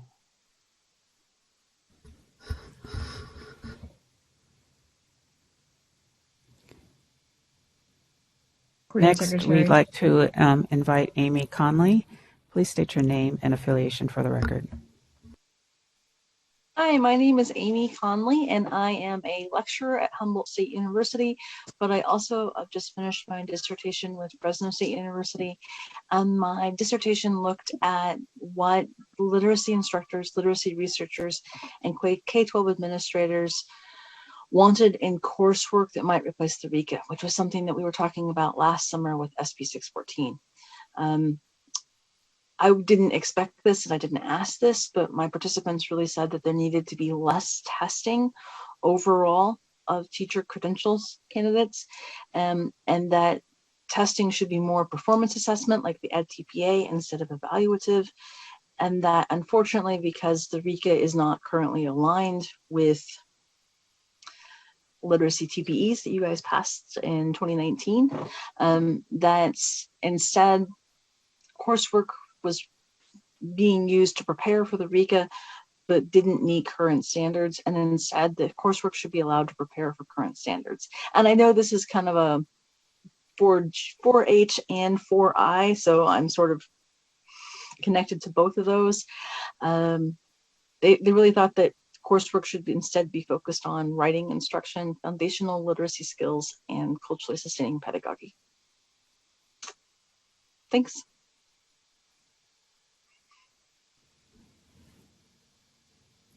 Marisol Ruiz, please state your name and affiliation for the record. Hello, I am Marisol Ruiz. I am a professor at Humboldt State University in the School of Education, Teacher Preparation. I am a member of CareEd, and I am also a member of California National Association of Multicultural Educators. I am here to urge all of you to think about divesting from all the testing. One reason being is because we really need to examine how we're evaluating future teachers, right? And I urge you to read the book From the Conversation by Robert Levington, who really tells us that if we're examining teachers and we're telling them that they need to show subject matter competencies through these tests and through the CSETs, through the CBEST, through EdTPA, then we need to, and if that tool is telling us or is showing us that teachers of color are not coming through the door, it's because it's a gatekeeper, right? And I've seen, especially now during COVID, as our teachers of color are trying to pass these tests, that it is definitely a gatekeeper. It doesn't show, there's no correlation between these tests, as Rick Ayers mentioned, that these tests show us that this is what good teaching, or if they have even competencies, right? I've seen teachers that just need one part of the CBEST that haven't been able to pass everything else and haven't been able to get their credentials. Or math teachers, educated in math, have a math degree and but because they didn't take the certain courses, couldn't get their past the CSET in math. And here we are losing a math teacher, a Chicano math teacher who already is good at relating to students, right? I think what makes a difference in teacher preparation, and what I'd like you all to consider, is ethnic studies. That's what made me a better teacher. And not just one course, because we know AB 1460 passed. Many courses. I took many courses in Black Studies, Asian Studies, and Native American Studies, which made me able to connect to my students. And I've been teaching since the 90s. I taught with Rick Ayers right there. So, right, you know, I just think that we need to rethink in the ways in which we're evaluating our teachers, and we need to be sincere. Is this tool that we are using to evaluate how teachers come into our program a racist tool? And if it is, then we need to think about how we need to push to reevaluate who comes into the door and who doesn't. Because right now the testing, all of it, even EdTPA, is a gatekeeping mechanism. And also, some of our teachers that are in our program and then get out of our program are like, this is too much. CBEST, CSET, EdTPA, TPEs. I think the way we do the TPEs is enough. We do 6 formal evaluations on teachers, right? In order for them to demonstrate TPE competencies, right? Then they go with that and they go into their workforce, and they're going to be evaluated again in the TPEs. How much is too much? I mean, how much more do our candidates need to demonstrate? I feel like our programs have become a stressor. Even during COVID, it's like, oh my God, I can't pass the CSET. Oh my God, I can't pass the CBEST. And so it's just eliminating even the candidates that we do have. So I would urge you to please push to divest from the testing and to reevaluate the ways in which we're credentialing. The other thing I really need you to understand is CSUs, 77% of the CSUs are people of color. This is where investment needs to go. This is where the population is for our new teachers. And the ways in which we're running programs and also evaluating our future teachers needs to be reevaluated. Thank you. Thank you. Recording Secretary. Brian Johnson, please state your name and affiliation for the record. Morning. My name is Dr. Brian Johnson, and I represent the Los Angeles Unified School District in the role of Director, Certificated Workforce Management in our Human Resources Division, and I am grateful to be able to make public comment regarding this agenda item. I had the honor of participating in the collaborative group convened by Commission staff to discuss COVID-19 impacts on teacher candidates seeking to complete their teacher preparation programs. Among the many items this group discussed, the need to consider the extension of flexibilities granted by the Commission in the wake of the current public health crisis was one of the most important. As LEAs, districts, and schools emerge from the pandemic, teacher supply and teacher preparation are 2 of the most important factors in the return to any semblance of normalcy we may have in our schools and in our communities. Given the preliminary reports that many districts are receiving, as well as what is being covered in the media regarding teacher resignations and retirements following the return to on-campus school operations, the need to have a dedicated pipeline of qualified teacher candidates is vital to the continuity of instruction in our schools. As we return to school campuses, we know that districts are looking to utilize the additional funding provided by the state and federal governments to enhance instructional opportunities for our students. Districts are looking to provide prevention and intervention services for students whose educational progress has been negatively impacted by the pandemic, and are seeking to reduce class sizes to be able to better meet the needs of our students in a post-COVID world. These proposals take additional staffing. These flexibilities would provide districts and schools with an expanded candidate pool to hire to meet those needs. Extending the current flexibilities would reduce a barrier that our teacher candidates are experiencing due to the impacts of this pandemic on testing centers, test preparation, and the general pace of normal life. These barriers are particularly acute for underrepresented populations, the very individuals that we are seeking to join the teaching profession so that our students may see themselves in their teachers. Extending the current flexibilities would allow candidates who are otherwise qualified to continue on in their preparation and receive the practical clinical training they need in order to be successful in the classroom and with our students. We support the extension of these flexibilities and are grateful to the commissioners and to commission staff for taking up this very important item today. Thank you. Thank you. Recording Secretary. Brenda Quisp, please state your name and affiliation for the record. Hi, good afternoon, commissioners. My name is Brenda Quispe. I'm so sorry about my camera. I'm having tech issues, so bear with me. So I am a candidate to be part of the teacher residency program. I'm here in the Central Valley. It's been a very long journey to get here. I took like a 5-year break. So it's definitely been hard, but I know that I'm persevering and I will get my classroom. But I am worried about these tests, not just for myself, but for everyone that is having trouble even getting a testing date, right? For my CBEST and my 2 CSETs, I had to go to LA to take it. I had to pay for lodging. I had to make sure that I had childcare. It wasn't easy. And the whole time that I was taking the test, I was like, crap, like I cannot not pass, right? Because I already have some anxiety, like with test taking. I'm not the best test taker, but I know that I have to get through this because that's how I'm going to be able to become a teacher. And I know that these tests don't measure my creativity. They don't measure my ability to make connections and build relationship with my students. But I have to get these tests done. So I hope that y'all consider waiving these tests because I know that if y'all do, then this can definitely break that barrier to having more aspiring educators of color enter the profession, because not only do students of color benefit, but all students benefit from having students of color. So again, I please urge you to consider to please waive these tests and then one day have that conversation about what these tests actually do, who profits, who benefits, because my students don't. I think these tests are absurd to me.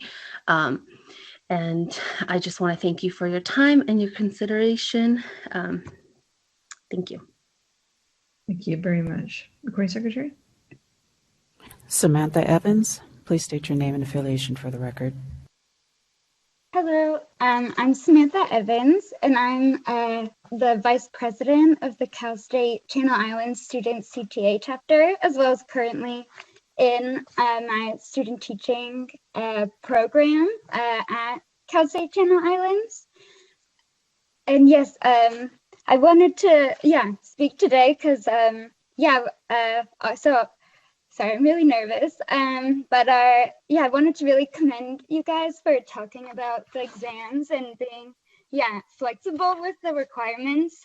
For my cohort, we have the largest group of students ever in the program, and I think it's really due to the fact that the CSET and CBEST were waived for last year, and I really think that continuing that this year will allow for more especially with the challenges around setting up testing and things like that.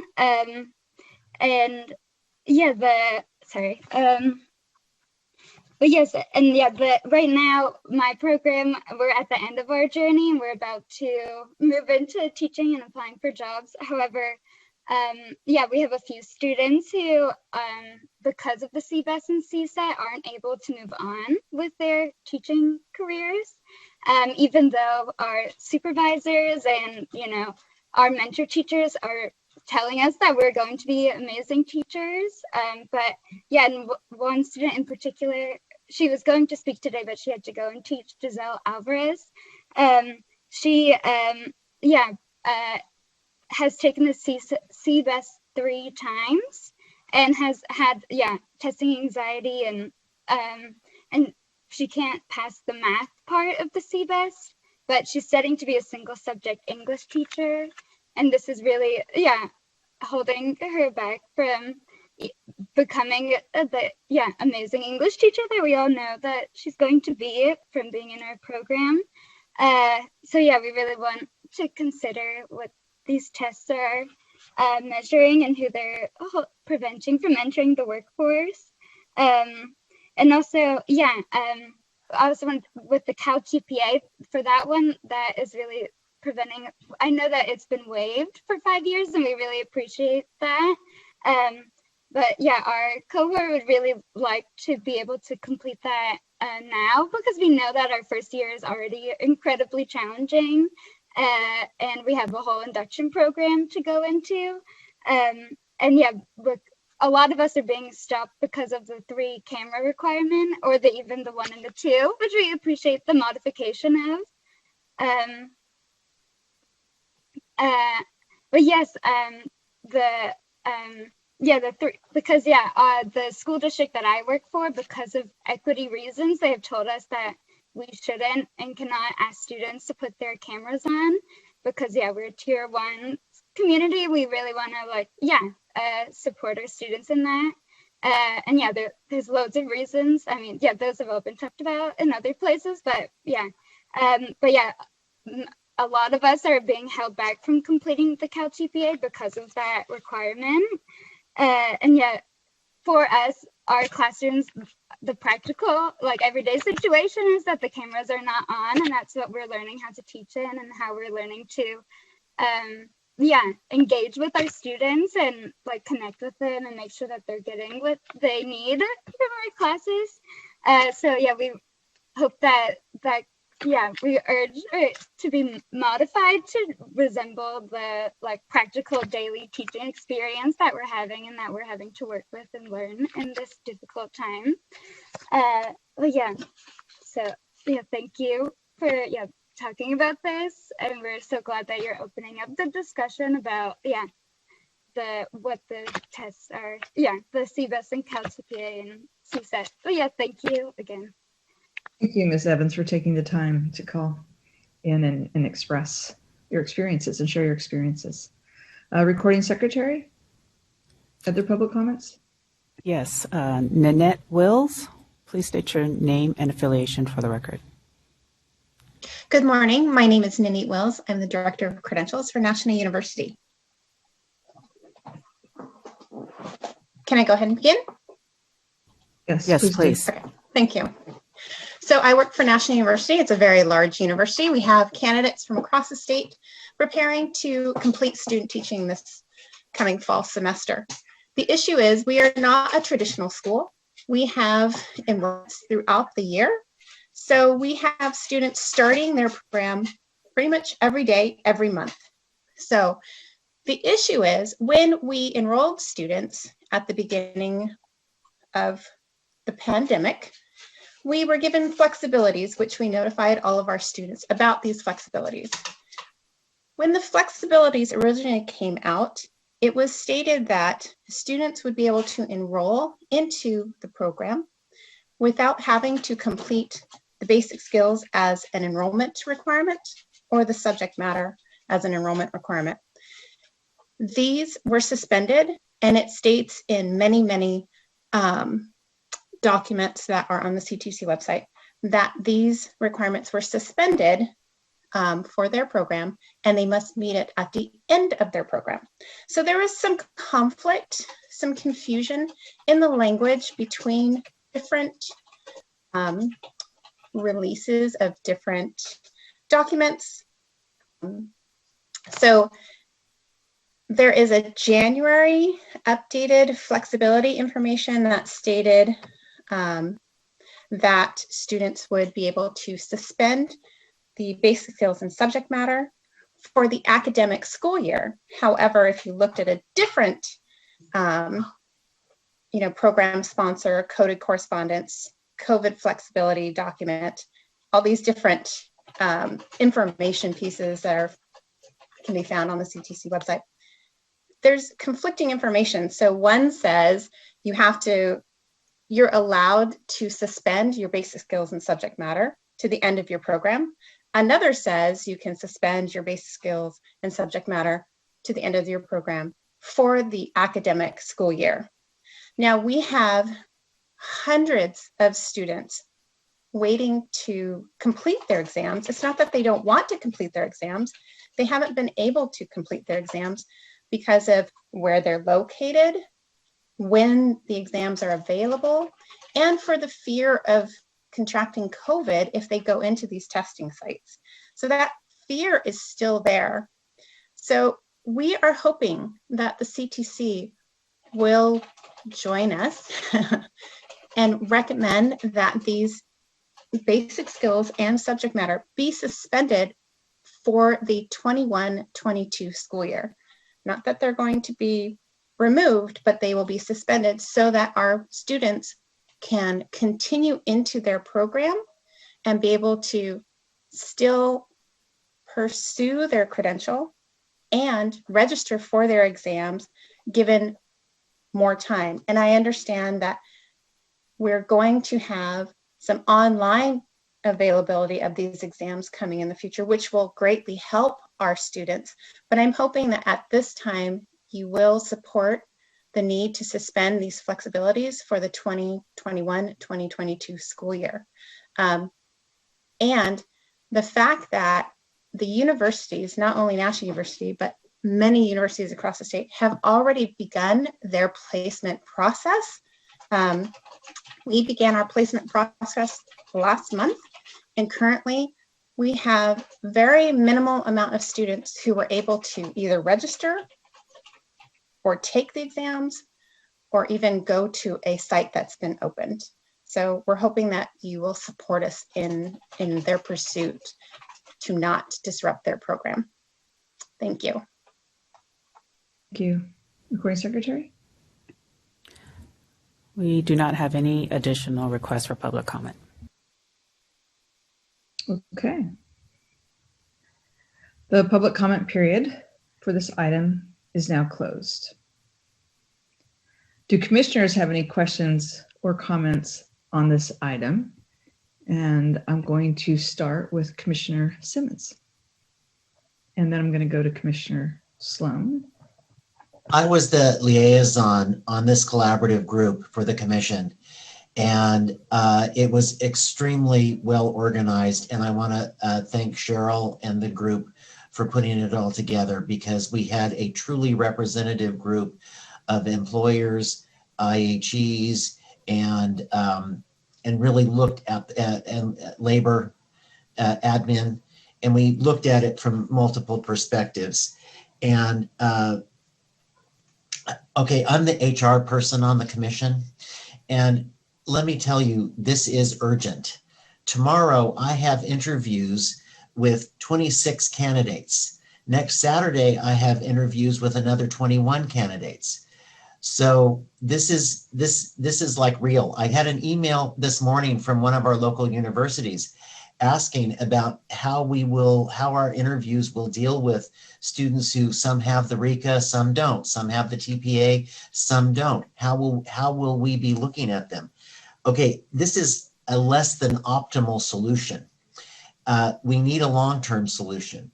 But in the meantime, this is what we can do, and we need to do it. So like for me right now, I need 21 gen ed teachers before August. I need 3 special ed teachers before August, and I need 5 bilingual teachers. And for a little district like us, 3,500 ADA, that's a lot of people. So, but I do have, so I urge you all of my colleagues to support the recommendation. But I have a question for Cheryl. We really have a need in this state to increase the number of teachers who have bilingual authorizations. I was looking at the teacher supply data yesterday, which, if I could use the Excel sheet accurately, said that there was 1,001 people who got either waivers or full authorizations in what an old person calls BCLAD. So my question is, and most programs, it's my understanding, use CSET subtest 3 as the way of demonstrating language competency for the bilingual authorization. So I want to clarify, does this waiver or does this, whatever we're going to call it, limiting the requirement for the time being, does that also include using the CSET for the language requirement and CSET subtest 3, I think it is. And because some programs use that as part of the bilingual authorization within what they recommend to the commission. That's one way programs do it. Other programs give their or recommend their candidates for like a regular multiple subjects, and then they facilitate their taking the CSET after the fact. So how will this impact those two different groups, assuming that CSET would be waived for the purposes of language competence?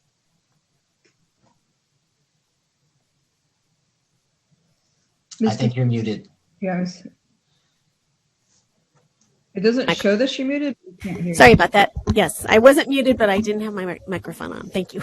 I said you raise a really good question, and I don't know the answer to that. I'm going to have to rely on my colleagues at CTC to determine what the impact of this is on that. I don't know, but you have my commitment to find out and to make sure. You're absolutely right. We have a need for bilingual teachers, and we're working with the bilingual panel right now, and we could extend that, asking them how do we get more bilingual teachers in California as part of their charge as we continue to work with them. But I don't have the answer to that question right now, but I promise I will find out. Thank you. Commissioner Simmons, any other questions? Okay, I'm going to move on to Commissioner Sloan and then go to Student Liaison Jones. Thank you. Commissioners, I just wanted to help all of us clarify the exams piece because a lot of our commenters commented on that piece. So I just want to be sure it's a complicated issue that we all understand what we're able to do and what we aren't able to do. So first of all, the commission's examinations are mandated by the legislature.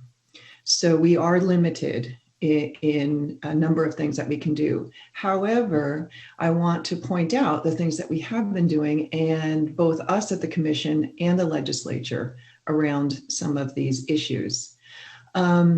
We have been moving for quite a long time to figure out ways for candidates to demonstrate competence in these various areas through multiple means, not just via an exam.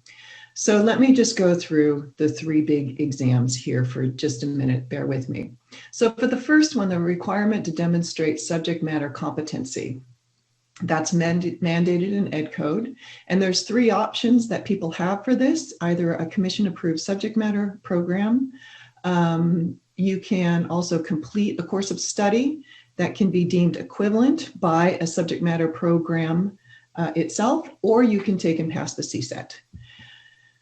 Now, we also currently have Assembly Bill 437 and Budget Trailer Bill language that would expand those options by recognizing academic majors.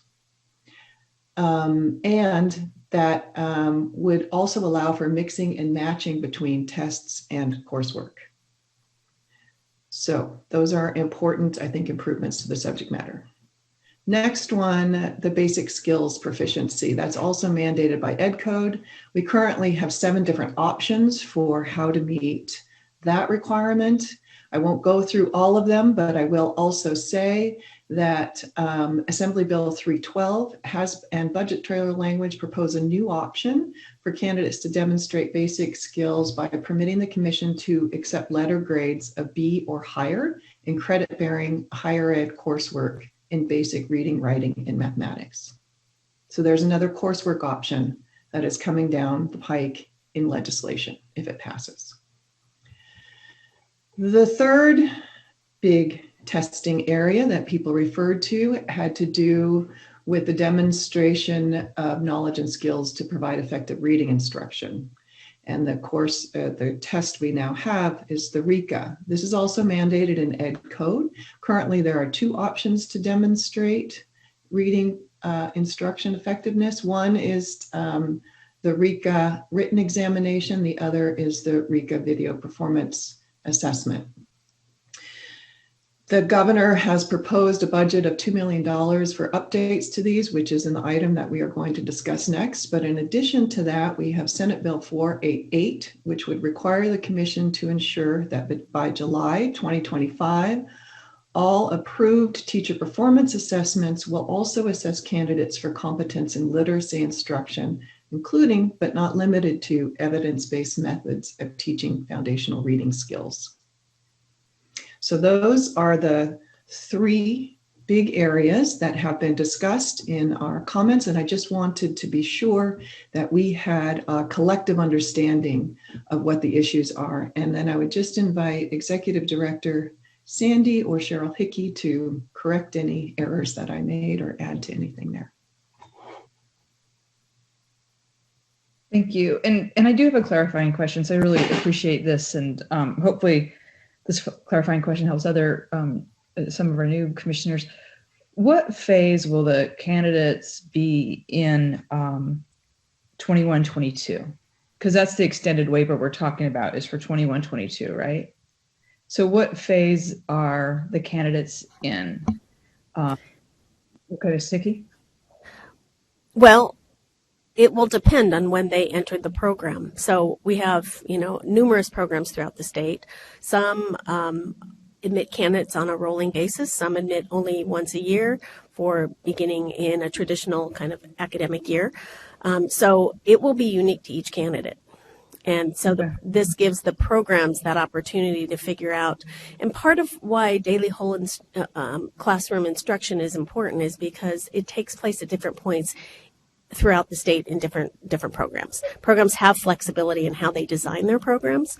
So, this allows the program some flexibility and some breathing space to figure out exactly. But they need to demonstrate subject matter prior to being recommended for the preliminary credential.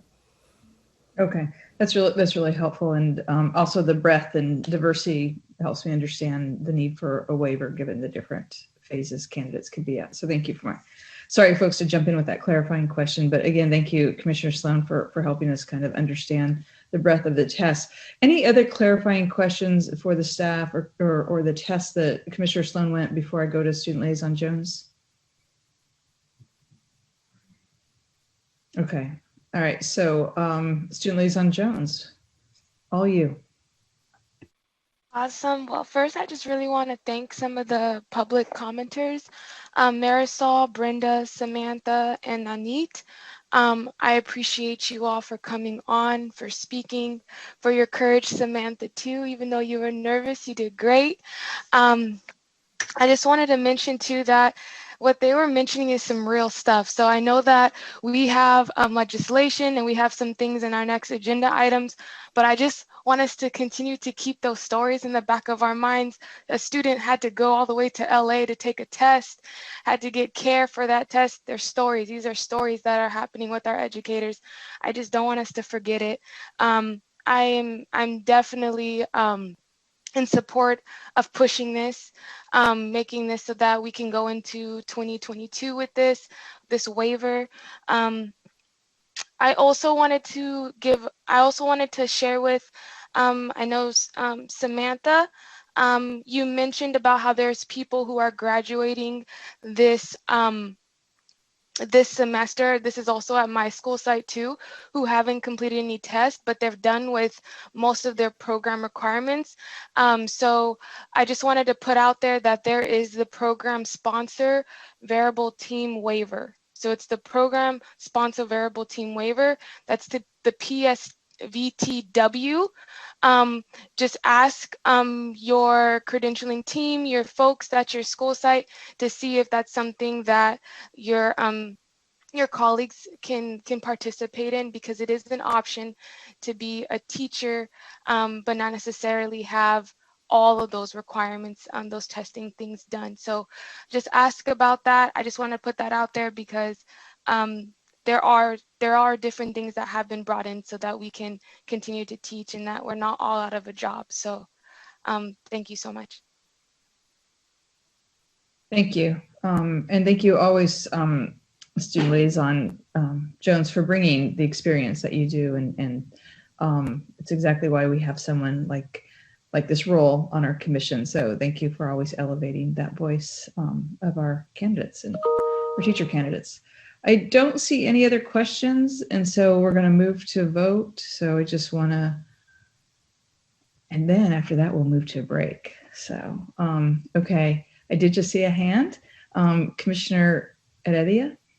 I'd like to make a motion to accept staff's recommendation for this item.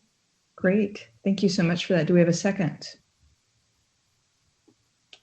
Okay, I have a second from Commissioner Cardenas. Okay, we will move to a vote, and just remember your responses are aye, nay, or abstain. Madam Secretary. Jose Cardenas. Aye. C. Michael Cooney. Aye. Marco Del Toro. Aye. Marisol Del Toro Escobedo. Aye. Megan Gross. Aye. Johanna Howick.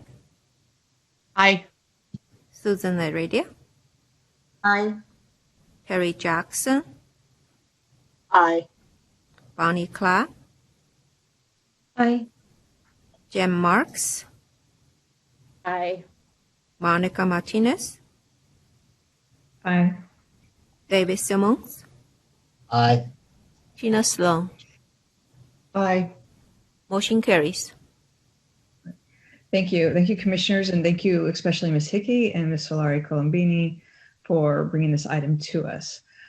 Before we move on to 4I, which is a conversation around testing, I suggest a break, and I think maybe perhaps a little over 10 minutes. If everybody, I'll just check in with Executive Director Sandy and Chair Sloan, maybe 5 till 11. Does that sound right to you at 10:55? That sounds great. Okay. All right. Remember to put yourself on mute, turn your cameras off, and we'll see you guys at 10:55. Thank you so much, Recording Secretary. I think that's a nice cue to get started. I know also before we get started, I want to just make sure we have Ms. Mendoza, since she will be our CTC staff person. I see her. Okay. All right. Okay. I think we'll get started unless I hear any objections. All right. Moving right along, we are at 4I. It's an update on examinations, CSET, RICA, and CBEST. This item is being presented by Cara Mendoza. This is an information action item. Ms. Mendoza, will you please begin? Thank you, Committee Chair Martinez. Good morning, Commission members. I sit here before you today to present an update on examinations, CSET, RICA, and CBEST in particular. I also have with me today, in case we have questions that are beyond my understanding, we have today Heather Klesch, also from Evaluation Systems, and Mike Taylor, wonderful consultant for examinations, my colleague here at the Commission. So this agenda item provides information regarding plans to increase the accessibility for examinees for the 3 examinations noted above, CSET, CBEST, and RICA. Information about updates in this agenda item include a plan for online proctoring for all 3 examinations, a plan for a new subtest structure for RICA, a plan to lower the cost of the computer-based CBEST, and a proposal to retire the paper-based form of CBEST. As we are all aware, and we've heard today, the COVID-19 pandemic has been challenging for our candidates and those who aspire to get into educator preparation programs. As you well know, we've talked about it in the previous agenda item that the Commission approved flexibilities last year, and now today the Governor had an executive order that provided flexibilities. While the actions taken by the Commission and the Governor provided immediate relief, the challenges to access examinations continued in the pandemic as the pandemic raged. Commission staff worked closely with the Commission's contractor evaluation systems group of Pearson to monitor examination administration, including test site availability and rate of test examination administration. In turn, evaluation systems provided communications on their website to prospective examinees relative to test center openings and closings due to COVID-19. Where state and local regulations and guidance have permitted, the test centers have been open and operating and offering computer-based examinations. The one remaining paper-based examination, the CBEST, which is offered at large indoor venues accommodating large numbers of people, have not been administered in the last year. Commission staff have heard the concerns of examinees and educator preparation programs and their stories, as Commissioner Liaison Jones likes to remind us. Thank you. This agenda item outlines updates, improvements, and more cost-effective measures for those needing to retake a required examination. So let's start with CSET. Pursuant to Education Code, as Chair Sloan laid out earlier today, teaching credential candidates are required to demonstrate competency in the subject matter for which they are authorized to teach. Taking and passing the CSET is one of 3 options to demonstrate subject matter competency, and current legislation, Assembly Bill 437 CALRA, would expand upon these options. And you will hear more from our legislative division about this Assembly bill later today. To increase access to examinations, evaluation systems will offer online proctoring as a new mode of testing for those who need to take the CSET. The CSET multiple subjects 1 and 3, and CSET English subtests 1 through 4. We are starting with these particular examinations as these are the CSETs that are most often taken, and the Commission staff and evaluations will confer regularly regarding which additional CSETs to offer via online proctoring as the year progresses. Some CSET examinations will not be able to be offered via online proctoring, such as CSET Multiple Subjects 2 and CSET Mathematics, because these examinations require specific scannable answer sheets for responding to constructed response questions, and online proctoring does not support this feature. During monthly windows when online proctoring is offered, examinees will be able to take the examinations from the comfort of their own home via Pearson's OnView test delivery system platform.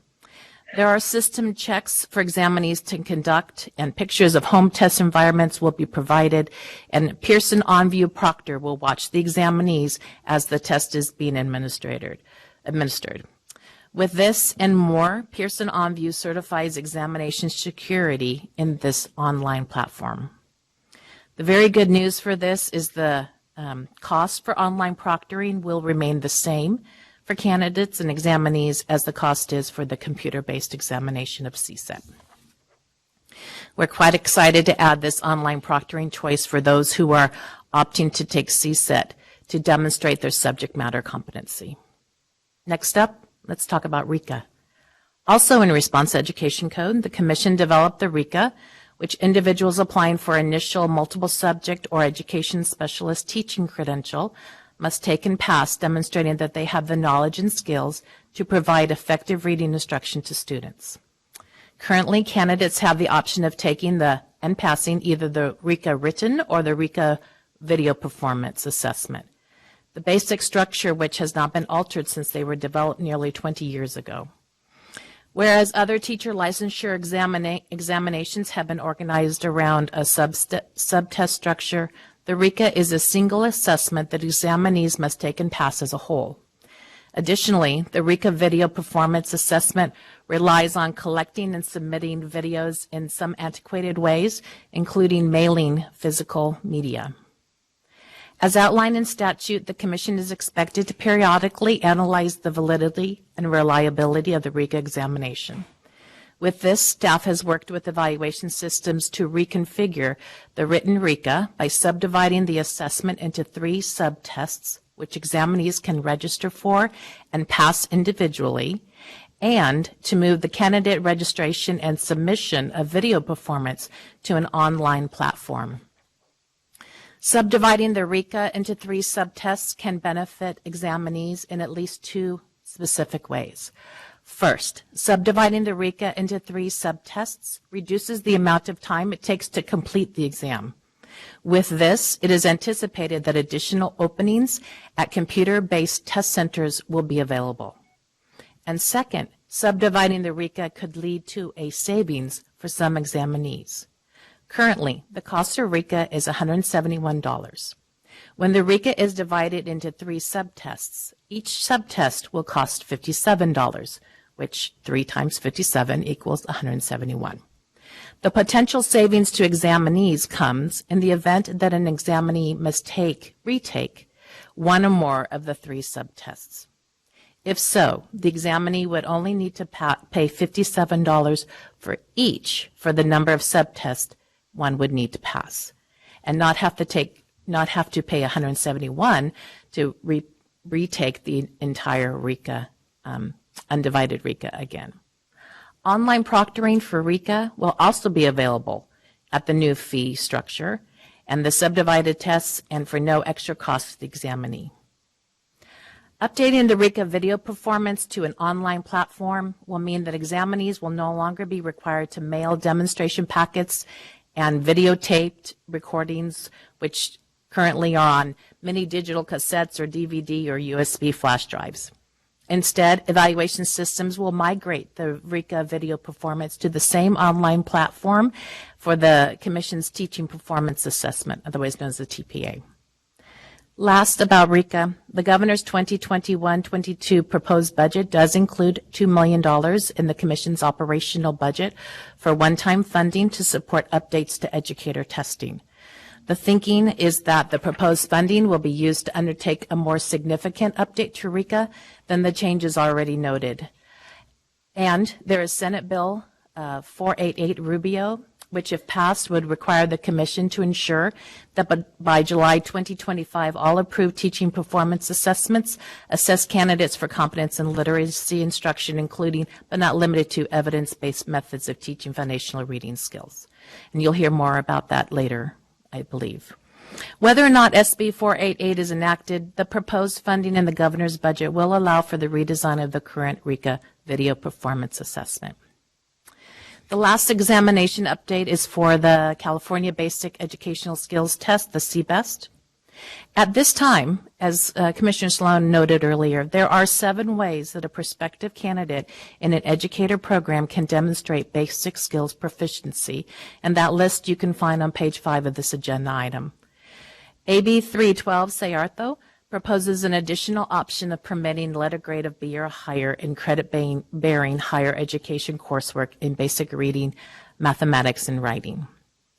The most popular of the 7 choices to show your basic skills requirement is taking CBEST, which is offered in 4-hour blocks of time in either a paper-based format for the cost of $41, which is the cost that corresponds to the fee noted in the California Code of Regulations 80487, or in a computer-based format for the cost of $102. Due to COVID-19, no paper-based examinations have been administered since February 2020.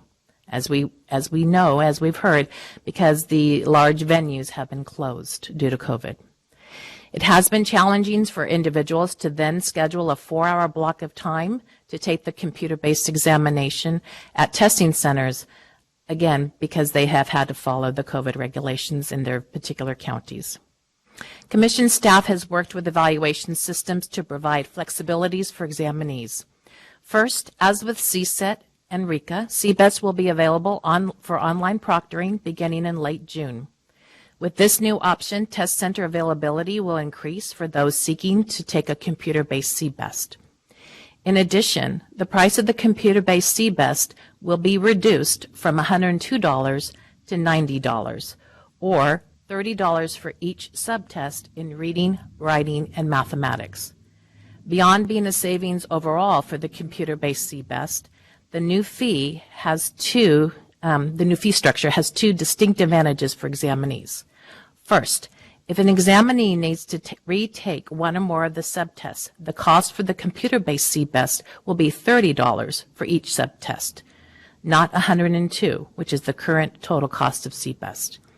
And rather than scheduling a 4-hour exam, examinees will only need to schedule the time needed to take that portion of the examination. The adjustment of the examination time will increase test center availability for other examinees. To make this last change to CBEST, current regulations stating that the fee for state basic skills proficiency shall be $41 will need to be updated. Staff is seeking direction from the Commission to revise regulations to retire the paper-based form of CBEST and the $41 fee. If needed, for those with a documented disability, the paper-based option will be available as an accommodation. With that, I thank you for your time, and it will conclude this agenda item. Thank you so very much. Okay, we will move on to public comment, and we'll open up to public comment. Recording Secretary, are there any public comments? Yes, there are. The first is Danette Brown. Please state your name and affiliation for the record.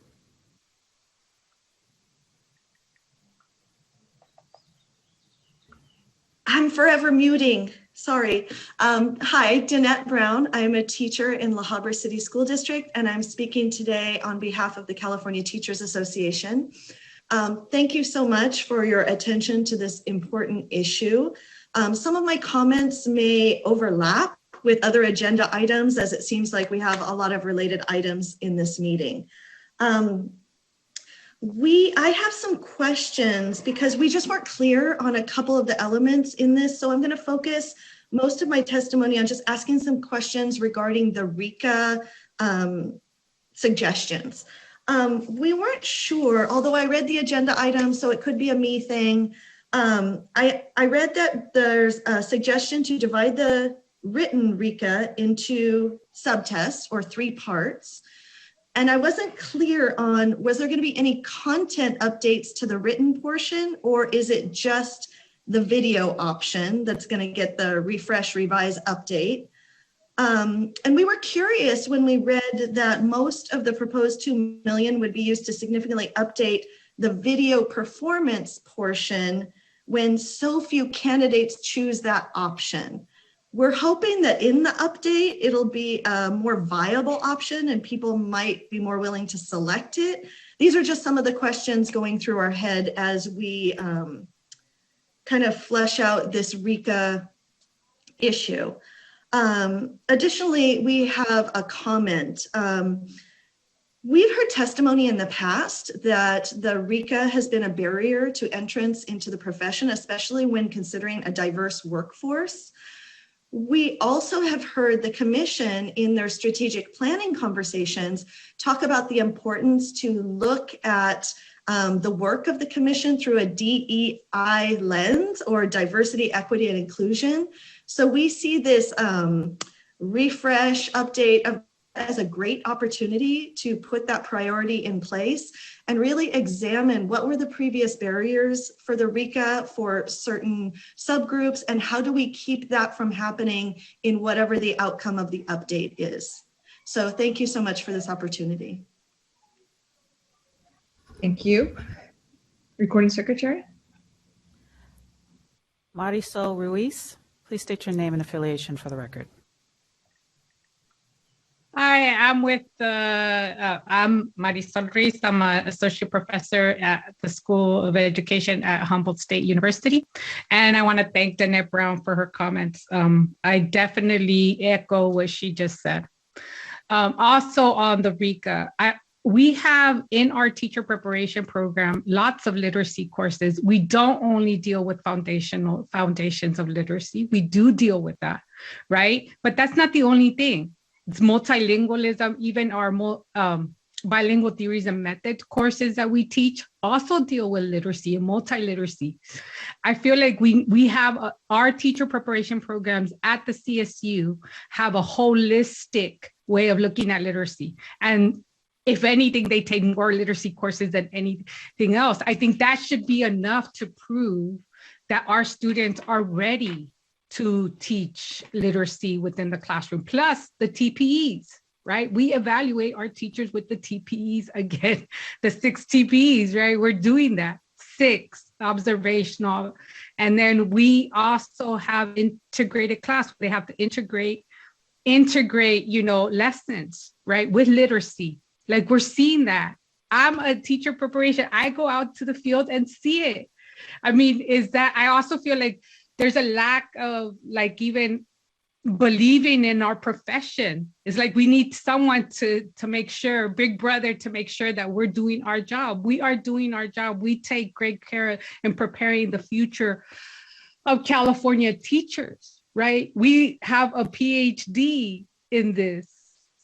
I just feel like, and it's not just me, I do it with my colleagues that are specialists in special education, that are specialists in bilingual theory, in bilingual theories and methods, that are specialists in literacy. Like we're doing this together. Why can't this be enough? Our teacher preparation program be enough to prove that our teachers are ready to enter the force? Especially with our 6 observations. I want to repeat that because we do 6 official observations of our teachers where we are seeing their whole lesson. The teachers, their principals are there. I mean, they're not just getting it from one person, they're supervisors. It's throughout their program and it's through teachers and principals. I do believe that after our teachers have passed all the exams that need to pass the RICA, it has definitely been a roadblock, and the pay that they get as opposed to those who have passed everything is very different. It's making them struggle financially. So I also think that we need to keep those things in mind. So I urge you to not support that bill and to make sure that we eliminate that and believe in our teacher preparation courses, that we are doing our job. Thank you so much, Dr. Ruiz. Recording Secretary. Lexi Lopez, please state your name and affiliation for the record. Good morning, this is Lexi Lopez speaking on behalf of EdVoice. EdVoice supports the Commission staff recommendation to divide the RICA into 3 parts. This action does not require statutory authority and would be candidate friendly, allowing those who may be struggling to retake a single section and pay a partial fee, in contrast to current practice requiring a full retake of the exam and payment of the full fee. EdVoice also recommends the Commission direct the vendor to produce a more robust score report of all candidates' performance to help direct their further preparation and remediation for any part of the assessment they did not pass. The goal is to have success for all and make sure candidates have the tools necessary to be successful in the classroom with all their students. Dividing the RICA into 3 parts and providing meaningful, transparent score reports would significantly help candidates and the Commission achieve this goal. Thank you for the opportunity to provide feedback. We appreciate you providing feedback. Recording Secretary. We have no additional requests for public comment. Okay. Then I will move to close the public comment period for this item. And we will move to taking commissioners' questions or comments on this item as well. So commissioners, just raise your hand, wave your hands, whichever one you would like, and I'll call on you. Commissioner Wall. Well, I was really pleased to see this item, and especially given the comments that Chair Sloan made earlier about what we can do within our statutory expectations, right? There's a certain set of things that we have to do in terms of testing. And so to see the efforts that are being made within that, I think is a great step. I think it's thoughtful. I think it helps to reduce some barriers in ways that we can currently engage in reducing barriers by making subsection of tests and reducing costs. And while there may be hopes to do additional things, I think that it's a really good first step, and it's in a thoughtful way to work with the dynamics that we have. And I also want to I know that there's these bills in front of the legislature which might change things, but even without that, to look at the performance nature of the RICA, I think is also a really great step to try to create another viable way within the statute to think about addressing some of the challenges we've seen with the public comments have adequately and nicely described in terms of the RICA. So I think this is a good step forward. Great. Thank you so much. Other questions or comments from commissioners? Yeah, I know you guys are getting tired of me. We're at 4I. So, okay, Commissioner Sloan. So I want to acknowledge and again thank the people who came to speak to both this item and the previous item, because this is a great concern and it's a big part of our preparation system. And I think I want to emphasize again that where we have been moving and where we need to be thinking as a commission is how do we ensure that our new teachers have understand subject matter in a way that they need to for teaching. We may not have that perfect right now. I think this is something that we will be continuing to explore. But what we have been able to do is offer multiple ways of having candidates be able to demonstrate that competence. We've had a lot of anecdotal evidence. Let's just talk about subject matter for a minute here. A lot of anecdotal evidence to say that people who go through subject matter preparation programs gain a great deal of knowledge and understanding in their content that they can then bring to understanding how kids think about the content and then how they teach the content. That's different than if they're sitting at home studying on their own to pass a CSET exam. At the same time, we believe that candidates, or I believe, that people who have gone through an academic major related to the content area, let's say mathematics, and have studied intimately the content, will probably know that content better than somebody who has not.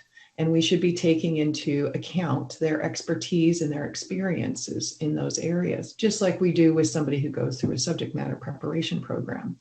So those are, as this item suggests, among the many things that we are looking into to have people be able to demonstrate competence. Now, with respect to the RICA and reading and competence in demonstrating that we our teachers can effectively teach reading, this is also a key linchpin area of teaching. And it is why it has become such a passionate and politically sort of the elements of this has become very political because it's crucially important and we need to get it right. And at the moment, we are trying to alleviate the stress of passing a single exam that we know has created a lot of hardship in the past. And I think that dividing it up into the 3 subtests is a very important move towards making the opportunity to demonstrate competence via the RICA far more reachable for far more people. And the other part to that is doing a mix and match of coursework that we may be able to see coming up in future legislation. That also is going to help tremendously for people who need to demonstrate that they have what's needed in this area. We do recognize that there are programs that provide tremendous preparation in reading instruction. And at the moment, we are required by the legislature to ensure that it's demonstrated in particular ways. And in future, if current legislation passes, that will be part of a performance assessment so that it'll be more authentic, that we can understand how a teacher in practice is demonstrating their ability to effectively support students in their literacy development. So I think that the commission is going a long way with this to start just some immediate alleviations of the problems. And we're going to continue to look at all of this as we move forward in our work. And in particularly, as we look with a DEI lens, as Danette Brown has said, on our work in general.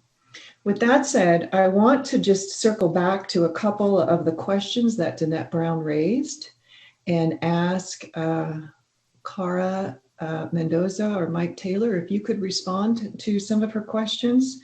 I'll just remind you what I heard of her questions, which was why the video update? Why are we spending a lot of time and effort on that piece when few candidates seem to take it? That was her first question. Her second question is, are we updating content as well? I can answer that, Chair Sloan. So relative to the video performance, we're hoping and we're wondering if the submission process was easier, more accessible, more interesting, that perhaps more people might choose the performance, the video performance to demonstrate their understanding.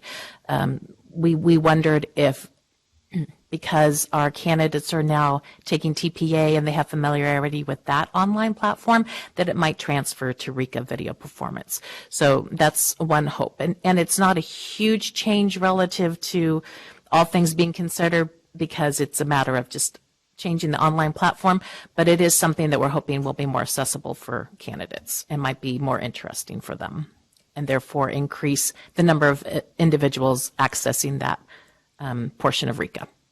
And then second, relative to the subdivision, it is just it's a reconfiguring of the current content for the subdivided RICA. Great. Thank you.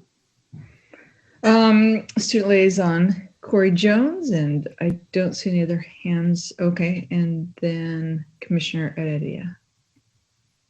I just want to say that I want this legislation to pass so bad, like so bad. I want it to pass so bad. And in the meanwhile, I recognize that this is what we're just trying to make it work, and we're trying to make it better. So for subdividing the subtest into 3 tests, my only concern here is the time that's going to be given to complete the subtest, because something that I know a lot of students, I know even myself, struggled with is completing the test in time and having enough time to actually do the test. So are each of these subtests going to just equally divide up that 4 hours, or are we going to get more time to take one subtest? So that's one of my first questions. Thank you. So I have an answer. Yes, I have an answer for you relative to CBEST. So CBEST currently is the 4-hour examination, and when the test is subdivided, examinees will actually have 2 hours for mathematics and an hour and a half each for reading and writing, and therefore that would be more time. They would have 5 hours total to finish the examination rather than just the 4 hours. So yes, excellent question. Thank you. Awesome. And I do really love the idea of the RICA being subdivided into 3 tests. Kind of highlighting something that one of our public commenters said, Lexi. She mentioned giving information that is meaningful and transparent to why we have those scores. I know that when I looked at my scores, when I didn't pass one of my CSETs, I was like, I know I needed more knowledge, I know I needed more support, but what exactly the area that I need to really focus on? So I do think that that should be also invested in during these next steps as well. And those subdivided, excellent. Those subdivided examinations will be via domain, so you will have a little more information, because it won't necessarily for each one be a whole mix. It will be a little more targeted. So there potentially is an opportunity for more, at least understanding which domain you were in during that subtest, if that makes sense. Gotcha. Yes. Great. Thank you. Okay, we're going to move on to Commissioner Heredia and then Commissioner Sloan. My first question was answered about the time for CBEST. Thank you. So, Ms. Mendoza, could you speak a little bit more about the idea that you're updating the content. That was one of the two questions, that one of the speakers had asked. You'd asked about why the video update, why are we updating the video? And the second question, which Commissioner Sloan asked was, to talk about updating the content. Could you speak a little bit more about that? I wasn't sure what that meant. Updating the content of what exactly? So for video performance, we are updating the manner in which the candidates submit their responses to the current questions and the current prompts. So the video performance is not, the content is not being updated. It's the platform upon which they submit their media is being updated, if that makes sense. So, and I hear Executive Director Sandy. I would just like to support what Ms. Mendoza, Dr. Mendoza is saying. With regard to the content, we are required that there are very direct expectations in statute regarding the content and scope of the RICA. That include, being based in the foundations of reading and the science of reading, and also include that we maintain an alignment with the Reading and Language Arts framework adopted by the State Board of Education. So we are beginning the process of getting a review of the current specifications for RICA underway, with an eye toward both the research that undergirds the science of reading, making sure we're current with respect to that in the specifications, and in bringing it into alignment with the current framework, which has not been done yet to the specifications that undergird the RICA, the test specifications that on which the RICA is based, and which the RICA are required to test. So that will have, we would expect, some impact on the content of the RICA, maintaining, as the statute requires us to, an alignment to both the research that underscores the science of reading and the framework itself. And as those specifications are developed and reviewed by the field, they'll be brought before the commission. And then any changes in those specifications will be combed out, if you will, through the examination and redevelopment and updating of both forms of the RICA. I hope that supports the answer Dr. Mendoza provided and answers your question. It does. Thank you. Okay, Commissioner Sloan. I wanted to make one more comment that I think is really important for us to consider in future. One of the challenges that I think our candidates have had over the years with the RICA is that it was often treated as a standalone assessment. And some programs embedded preparation and work, specifically for the RICA within the work that they provided candidates in preparation for teaching reading. And other programs did not do that as well. And we have evidence of candidates finishing teacher preparation programs, but not being able to get credentialed because they could not pass the RICA. And I think that is abhorrent.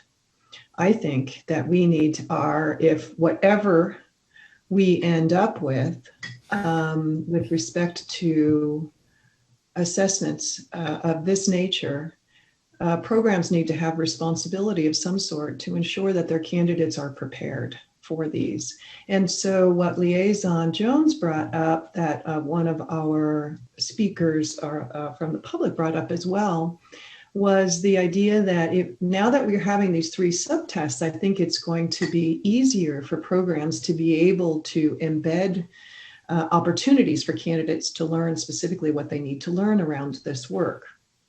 And if they have good feedback if they do not pass a subsection, then programs can work directly with candidates to help prepare them for that work.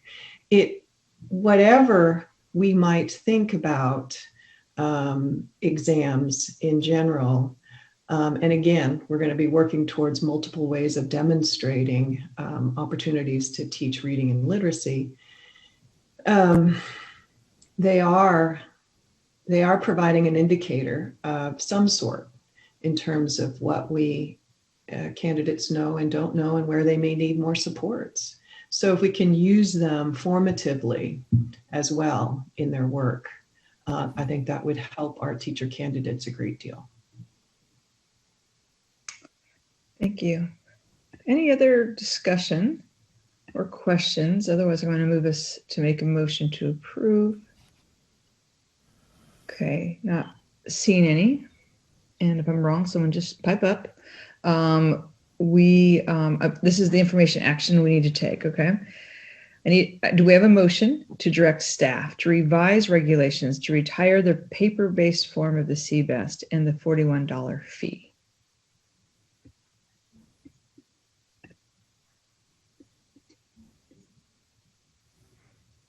Okay, I have a motion by Commissioner Heredia, and I have a second by Commissioner Jackson.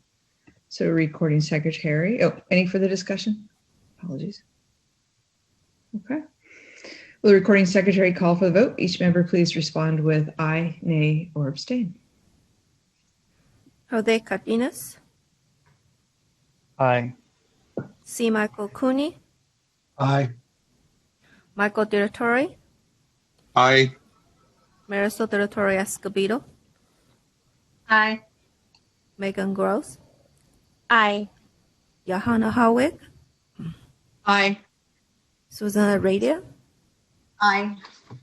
Harry Jackson, Aye. Bonnie Clark, Aye. Jim Marks, Aye. Monica Martinez, Aye. David Simmons, Aye. Tina Sloan. Aye. Motion carries. Great. Thank you, CTC, Dr. Mendoza, and Mike Taylor. Thank you guys very much. For the commission, we're going to move on to item 4J, the final item. So we're in our home stretch. Item 4J is draft subject matter requirements for art, music, and multiple subjects, updated to align with the 2019 California Art Standards for Public Schools. This item is being presented by Mike Taylor, so he will stay with us. It's an information action item. Mr. Taylor, will you begin? Yes. Hello, commissioners. This last item, as was mentioned, is about subject matter requirements, this time for single subject art and music credentials, as well as some revisions to the SMRs for the multiple subject credential for the area of arts for the commission's review and input. And ultimately, we're hoping that you'll direct us to move on to a field review for content validation. As we've discussed a little bit today, and as you know, the Education Code requires that all of the commission's subject matter standards, such as the SMRs and all of the exams that measure them, be aligned with the academic content and performance standards for students in PK-12. In January 19th, the State Board of Education adopted new California art standards for public schools, and staff began working with our examinations contractor to revise the SMRs for single subject art and music credentials and the applicable portions of the SMRs for the multiple subject credentials. Ultimately, we will be redeveloping the existing CSETs for music and art and for multiple subjects for subtest 3. The subject matter requirements are content-based standard statements that describe the specific content knowledge required for an individual to begin work as a teacher according to the credential that they've earned. They're developed by California educators, and they exist for each of the preliminary multiple subject and single subject content areas for which the commission is teaching credentials. The SMRs also represent the entirety of the knowledge to be measured by the CSETs. So they describe every piece of knowledge for each content area that may or may not be measured on any of the CSETs.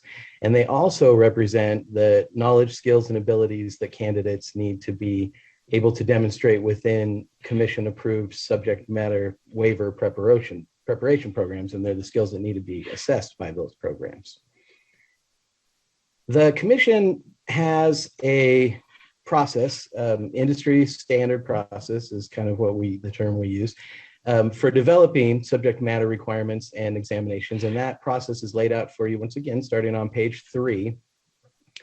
we're currently at stage 5 in this process, the review and approval of the SMRs by the commission, and just prior to content validation by the field. The commission's customary practice when developing subject matter requirements is to use advisory panels of California content experts to advise the commission. And the subject matter advisory panel members who participated in drafting the subject matter requirements that are in the appendices are listed in tables 1, 2, and 3 in the agenda item. In addition to subject matter advisory panels, the commission also has a bias review process that these SMRs go through. The commission obviously has interest in making the examinations accessible to the entire population of California educators. We don't want anyone to feel like they're not able to demonstrate their ability on these exams. But in addition, and related to that, we really have an interest in reliably measuring the ability of all examinees as accurately as possible. And to do that, we want to reduce measurement error. And having a bias review committee review all these materials to try to catch anything that might potentially be a problem for some groups of students versus others ahead of time is really important for minimizing measurement error, to make sure that we're accurately and reliably measuring candidates' actual abilities. The Bias Review Committee met to review the draft SMRs and the appendices for this item on January 13th and 14th of this year. And the subject matter advisory panels of content experts met to review these materials in a series of meetings between January 19th and January 26th. Staff requests that the commission review the draft SMRs for art, music, multiple subjects, and direct staff to move the draft SMRs forward to a content review by the field.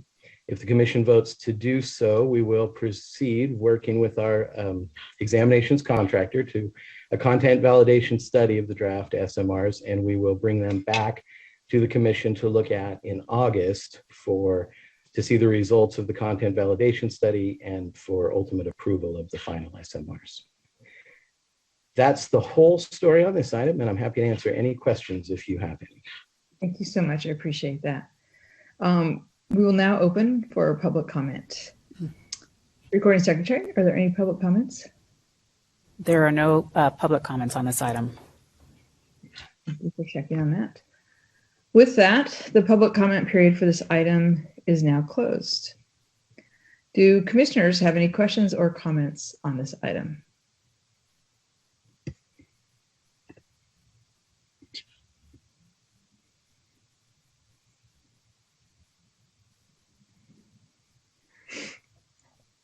Mr. Taylor was very clear, it seems. Or as is this item, seems pretty important to align our standards. So I think we appreciate that.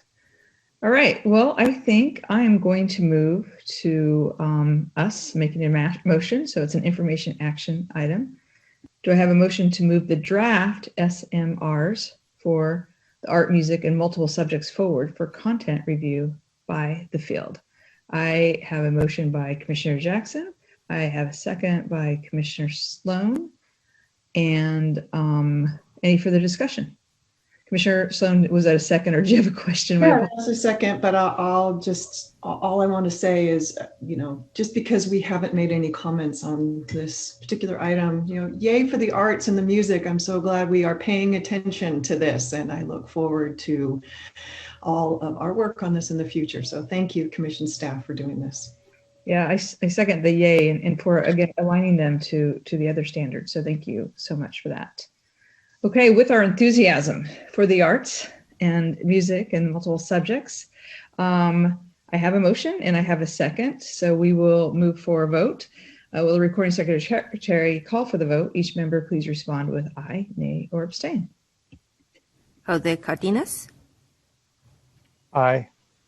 C. Michael Cooney. Aye. Michael Dilatori. Aye. Marisol Dilatori Escobedo. Aye. Megan Gross. Aye. Johanna Harwick. Aye. Susan Aradia. Aye. Harry Jackson. Aye. Bonnie Clark. Aye. Jan Marks, Aye. Monica Martinez, Aye. David Simmons,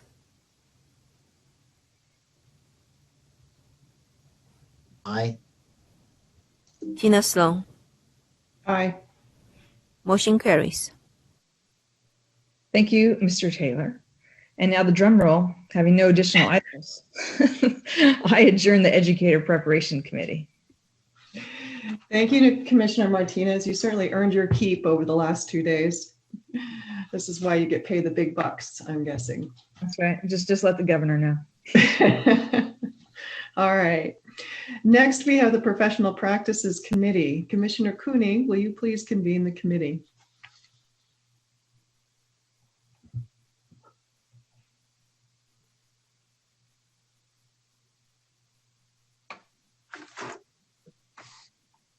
I will convene the Professional Practices Committee for the April 2021 meeting. The committee only has one item today. If there are members of the public that wish to speak on this item, please email your request to comments@ctc.ca.gov or call 916-322-6253. Please make sure the request includes your full name, phone number if participating through the phone only, your affiliation, and the agenda item number and title. Make sure the name you provide matches the name used to join the meeting. At the appropriate time, the meeting host will change the individual's permissions and ask that they turn on their camera and unmute their microphone to share their comment. At the conclusion of the speaker's comments, the meeting host will remove the individual's permission and their camera and microphone will be disabled. Item 5A is the workload report of the Division of Professional Practices. The Division Director, Gil Gonzalez, will present this item. Mr. Gonzalez. Good afternoon, Commissioners. Can you hear me? It's fine. We can. I was having computer difficulty yesterday, so just asking. The Commission's dashboard reports on 6 key measurements in line graph form, showing both current year numbers as well as prior numbers for comparison purposes. And sorry. The following numbers reflect the January 2021 totals. The total cases are the number of open cases within DPP, including cases in the intake unit, before the Committee of Credentials, pending before the Commission, and administrative hearings. At the end of January, the total number of cases was 2210 and below the normal range of 26 to 2,800 cases. Cases open are new cases received during the month from all sources, including criminal arrest notices, district reports, affidavits, and educators who self-report misconduct. In January, staff opened 219 cases, which is below the normal range of 400 to 500 cases that we open per month. Following the COVID closures in March 2020, DPP began receiving fewer reports of misconduct of all types, and thus fewer cases were open on a monthly basis. The next graphs are the initial and formal review graphs, which reflect the number of cases reviewed by the Committee of Credentials during their normal 3-day meetings, which is required by statute. During the past year, both staff and the committee continued to handle approximately 90 plus initial review cases. In the next workload report, you'll see a slight reduction of the initial review cases, which is due to the decline of the overall caseload. In January, staff closed 295 cases. These are cases closed by commission action, committee action, and closed by staff where the commission has given formal delegation of authority. AG cases refers to the cases in which an educator requests an administrative hearing to challenge a recommendation for discipline by the committee. An administrative hearing is an evidentiary proceeding where the administrative law judge hears and rules on the evidence.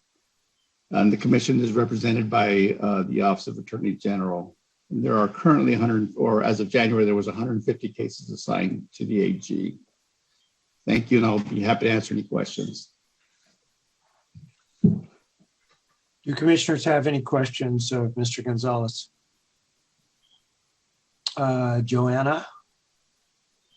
Commissioner Hartwig. Good morning, Mr. Gonzalez. I have a comment and a question. My comment is just for the other commissioners and for any of our constituents who are watching.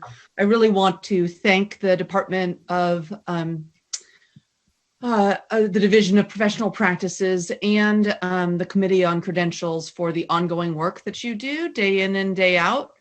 This is a part of the work by the Commission that is probably the least seen by the public because it involves so much confidential work, but is one of the 3 pillars of the work that the Commission does and is incredibly important, both in protecting the welfare of our school children, the welfare of the profession as a whole, and then of course protecting the rights of credential holders.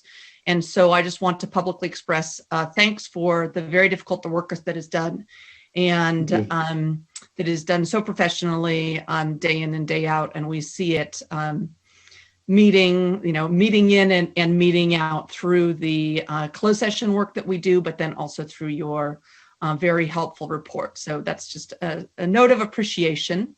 One question has to do with, as you noted, there has been a decrease in, there was a decrease in submission of cases related to the pandemic.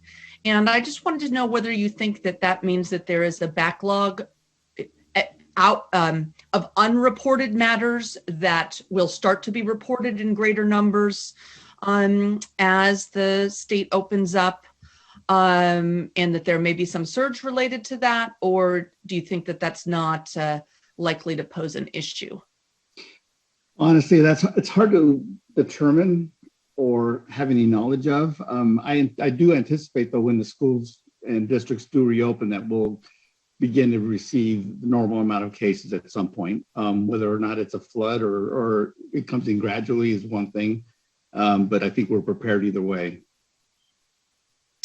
Thank you. I know it's difficult to speculate about that, but I just wanted to express that that's definitely on my mind, and I know that we can rely upon you and other CTC staff to bring to our attention if there are any staffing needs that need to be addressed in order to make sure that we can continue to efficiently handle all of the matters. Thank you. Right. No, I have been concerned about that, and whether or not it would be a flood of cases, which is why we continue to do the same amount of initial review cases throughout the year. Great. Thank you. Thank you. Thank you, Commissioner Hartwig. I can always count on you to ask pertinent questions and give appropriate background. I have a question as well, but let me ask if there's anyone else. Monica Martinez. Thanks. I finally get to raise my virtual hand. I had a question that, so we have the dates here, 2019, 2020, for the workload, 2020, 2021. Are those cases they don't necessarily represent discipline cases or from the current year, right? Like this could be from a year before or 2 years before. Can you tell me if the school year is for the actual cases that happened during that year, or if it's the workload that is occurring for that year and it could be from previous year? It could be from any year. From any? Okay, right. Thank you. Just wanted to be clear looking at the trend. Sure. That. Other questions from commissioners? Mr. Martinez, in terms of a question that recurs monthly or every time we meet regarding the reports you make, you have a category of initial review cases and a category of formal review cases, especially because we have new commissioners here that are hearing some of these statistics for the first time. Could you distinguish between the two? Sure. The initial review case, that's the beginning stage of the actual review of cases through the Committee of Credentials. And that begins with what's called a letter of inquiry that's sent to the educator. And that informs him of the dates of the meeting, the allegations that the committee will be reviewing. And at that stage, the committee can either close a case or they can move it forward. to the formal stage. At the formal stage, what can happen is the educator is asked if he would like to appear before the committee. If not, they do a secondary review of all the information that's been collected or received from the educator, and at that point, a decision is made or recommendations made as to whether to close a case or take an adverse action. Where in your charts would it be reported applications for credentials? Application, that's not included in these charts. Okay, so maybe just spend a minute explain the division's responsibility for reviewing new applications. Right. Anytime a new application is received, an individual will respond to six professional fitness questions regarding either criminal conduct, past misconduct of any type. And once they report that information, those applications are forwarded to our division, and then we open a case at that point. And depending on what we need, we'll either gather documents, we'll contact the educator and open a case and begin the process at that point. Okay, so if someone an applicant reported a criminal incident, it would move into one of these categories of initial review? Well, yes, once we gather all the documentation, sometimes the applicant does not provide everything that they need to. And the intake unit takes care of that portion of the process. And that's a data collection, document collecting of everything that's needed for that case, which then is forwarded to the investigation unit and the case management units for processing through the committee.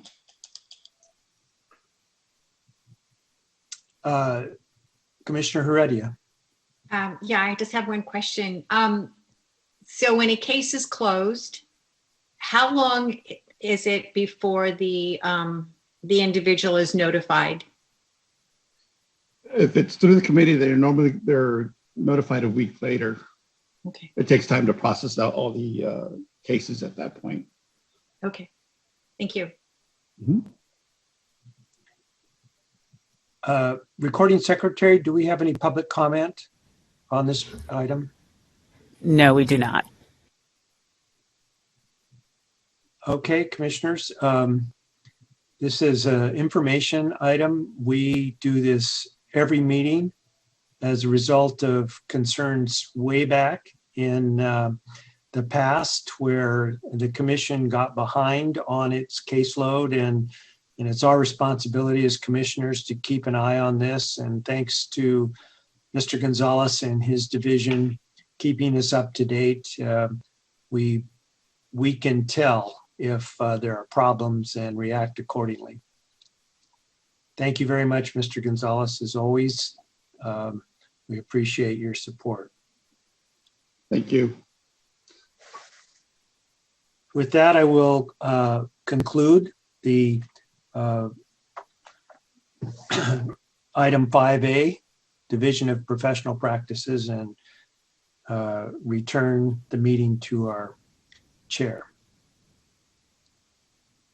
Thank you, Commissioner Cooney and Mr. Gonzalez, for your work on that. All right, I'd like to reconvene. I'd like to next ask Commissioner De La Torre Escobedo to open the Legislative Committee. Will you please convene the committee? So I now convene the April 2021 meeting of the Legislative Committee. The committee has 2 items before it today. If there are members of the public that wish to speak on this item, please email your requests to comments@ctc.ca.gov or call 916-322-6253. Please make sure the request includes your full name, phone number, if participating through the phone only, your affiliation, and the agenda item number and title. Make sure the name you provide matches the name used to join the meeting. At the appropriate time, the meeting host will change the individual's permissions and ask that they turn on their camera and unmute their microphone to share their comment. At the conclusion of the speaker's comments, the meeting host will remove the individual's permission and their camera and microphone will be disabled. Mr. Horwitz, I see you on the screen. All right. So item 6A, status of legislation. This is an information action item, and Sasha Horwitz will present this item. Mr. Horwitz, will you begin, please? Yes. Thank you, Commissioner De La Torre Escobedo. Good morning. Sasha Horwitz, Government Relations and Public Affairs Manager. It's 11:59, so I just made it. Today, I will present the legislative update starting with the 3 bills the Commission is currently sponsoring or supporting in the 2021 legislative session, before moving on to a discussion of 5 bills staff is monitoring and that affect the Commission's work. As always, and especially for the new commissioners, I find it helpful to begin by orienting us to the current point in the legislative cycle before moving on to provide details on any bills.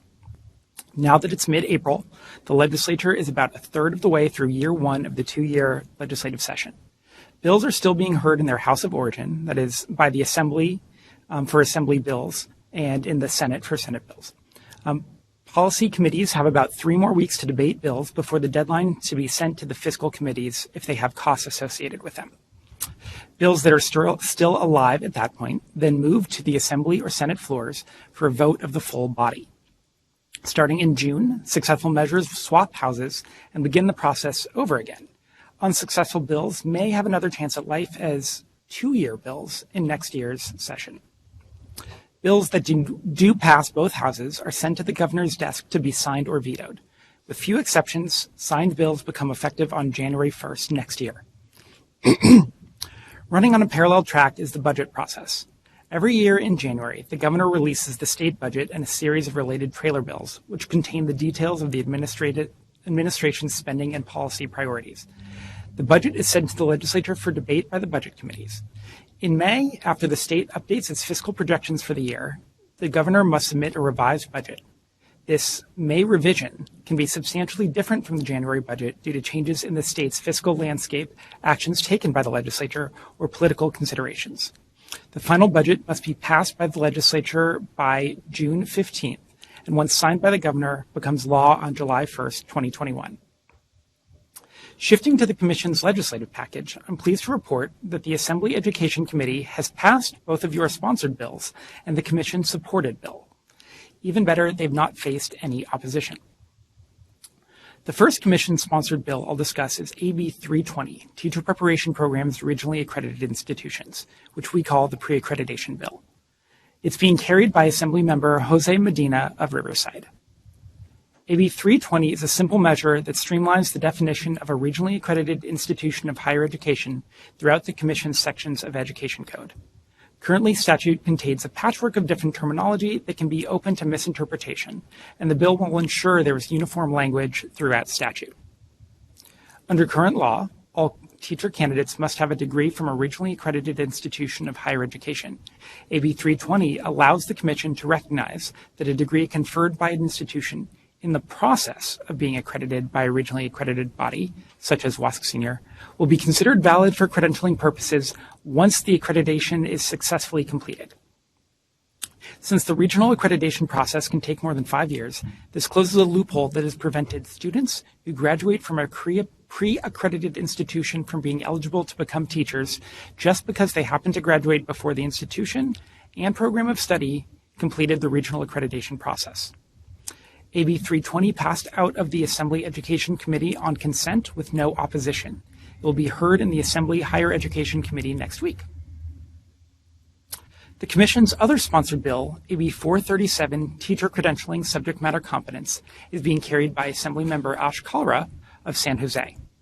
This bill would give candidates more flexibility to meet a credential's subject matter requirements. Under current law, a candidate must either take and pass the CSET or complete a campus-based subject matter program. This bill would expand those options, and I will discuss this bill in more detail as part of Item 6B analysis of bill. AB 437 also passed out of the Assembly Education Committee on consent with no opposition. It is currently in the Assembly Appropriations Committee. Next is AB 312 by Assemblymember Kelly Sayarto of Murrieta, which the Commission is supporting. AB 312 gives candidates more flexibility to meet the basic skills requirement by allowing for the use of college-level grades of B or higher in place of the CSET exam. These grades would need to satisfy the same domains of basic reading, writing, and mathematics as the existing requirements. Under current law, candidates must verify proficiency in the basic skills of reading, writing, and math prior to being recommended for a preliminary credential. While most use the CBEST exam to meet this requirement, other alternatives already exist in statute. This measure follows the same approach as the subject matter bill by keeping the existing requirements in statute, offering a new performance-based option in addition to the existing test-based assessments, and adding the ability to mix and match from all available options. AB 312 passed out of the Assembly Education Committee 6-0 with 1 abstention and is now in the Assembly Appropriations Committee. On a related note, the language of the subject matter bill and the basic skills bills are written into the education budget trailer bill. If the language remains in the budget when it is signed in June, both the subject matter and basic skills proposals will go into effect on July 1st of this year instead of January 1st of next year. Before moving on to legislation of interest, are there any questions about these bills?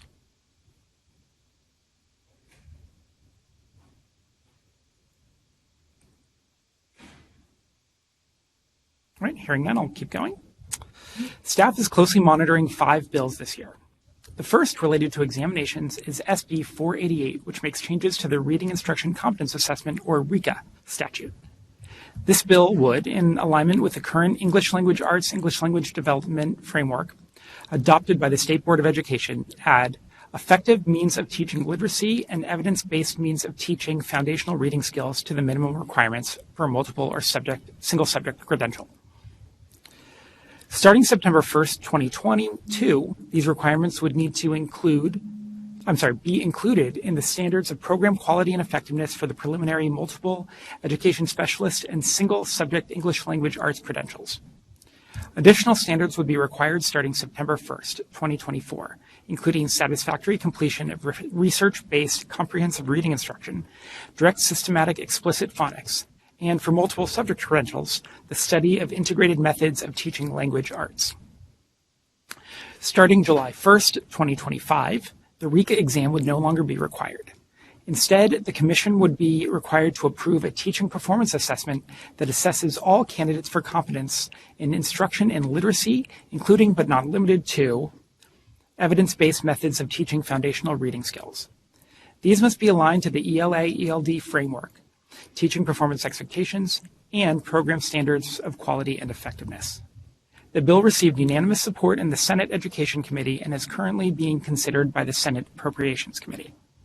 As Chair Mendoza mentioned today, the Commission is currently revising the RICA exam as part of our normative practice of reviewing and updating examinations. That process will continue whether or not this bill passes, and nothing in the bill conflicts with that work. Next is a bill related to preparation programs. AB 815, School Nurses Credentialing, is a very simple bill that authorizes LEA-based program sponsors to develop and submit for Commission approval school nurse credentialing programs. Currently, these programs, which serve candidates who already have nursing licenses, may only be offered by institutions of higher education. To be approved, programs would go through the exact same review process and be held to the same standards as the IHE-based school nurse credential programs. This bill is sponsored by LAUSD. It passed the Assembly Education Committee and is now before the Assembly Appropriations Committee. Next are 2 bills related to grant programs. AB 498 would establish the Computer Science Access Initiative grant program to increase the number of teachers authorized to teach computer science. Since posting the agenda item, the bill has been amended. The Commission, not the Department of Education, would now have the sole responsibility for administering the grant program instead of doing so in collaboration with the department. The author has also requested an appropriation of $15 million with the goal of supporting 10,000 individuals to complete supplementary authorizations or professional development over the next 5 years. AB 498 has passed the Assembly Education Committee and is now before the Assembly Appropriations Committee. AB 520 would establish the California Diversifying the Teacher Workforce Grant Program to be administered by the State Department of Education. The measure is sponsored by the State Superintendent of Public Instruction, Tony Thurmond, and seeks to develop new or expand existing programs geared toward recruiting and retaining teachers, especially male teachers of color. At this time, the bill does not have a specified grant amount attached to it. AB 520 received unanimous support in the Assembly Education Committee and is currently before the Assembly Appropriations Committee. Lastly, SB 692 would add a new least restrictive environment indicator to all districts' local control and accountability plans, or LCAPs. Until last week, this measure required the Commission to collaborate with the Department of Education on a survey of topics related to pupils with disabilities.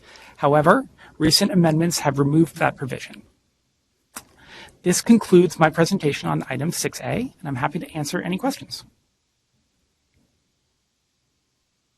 Okay, thank you, Mr. Horowitz. We will now open for public comment. Recording Secretary, are there any public comments? Yes. First up is Shilpa Ram.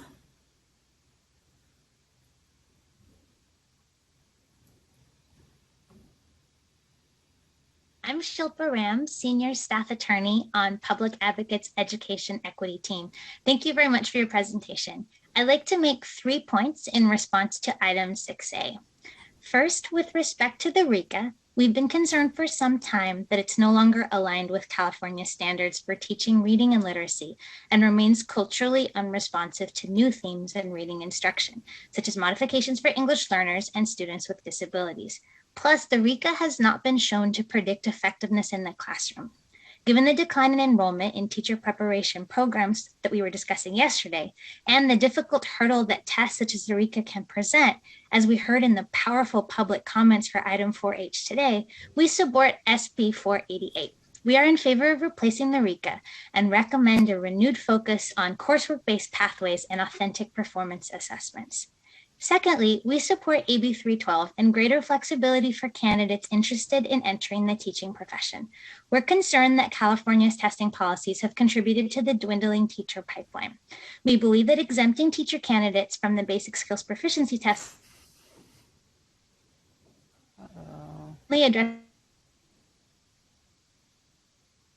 and better prepares teachers to support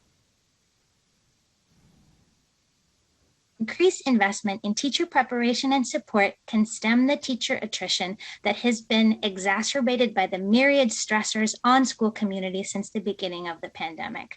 For this reason, Ms. Ram, I'm sorry to interrupt. Your volume cut off for me. Was that the same for everybody else? Okay. Like the last 20 seconds or so, it was just jumbled. You can maybe repeat that? Absolutely. Thank you so much for letting me know.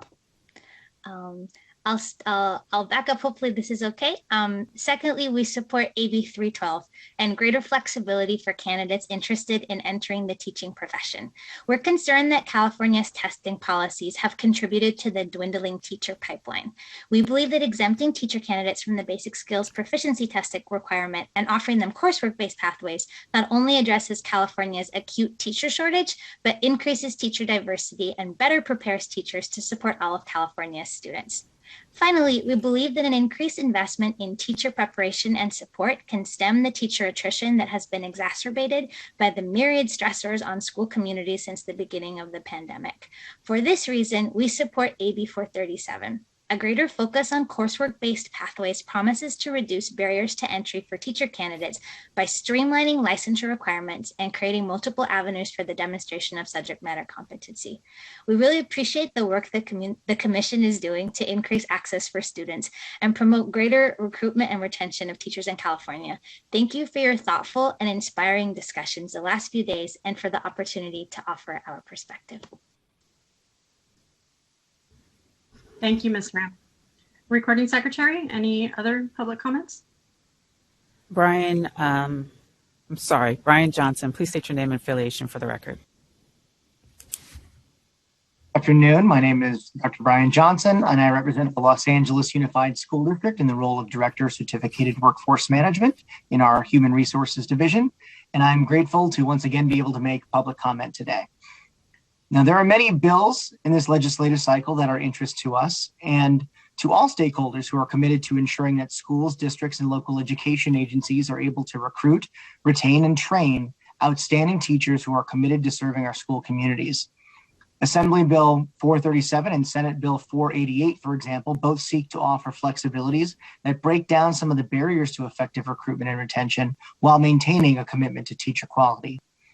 Of particular interest to the Los Angeles Unified School District, and we believe many of the other districts and county offices of education throughout the state, is Assembly Bill 815, authored by Assemblymember Luz Rivas and sponsored by Los Angeles Unified. This bill, if passed, would provide clarification within the statute to permit the Commission to consider proposals from local education agencies to operate services credential programs, specifically the Clear School Nurse Services Credential Program. This bill would not require the Commission to approve such proposals, but rather would grant the explicit authority for the Commission to consider and approve such proposals, given that they meet or exceed the Commission's standards for such programs. As commissioners and other stakeholders may be aware, there is an acute shortage throughout the state and of the country of not only qualified registered nurses, but of school nurses as well.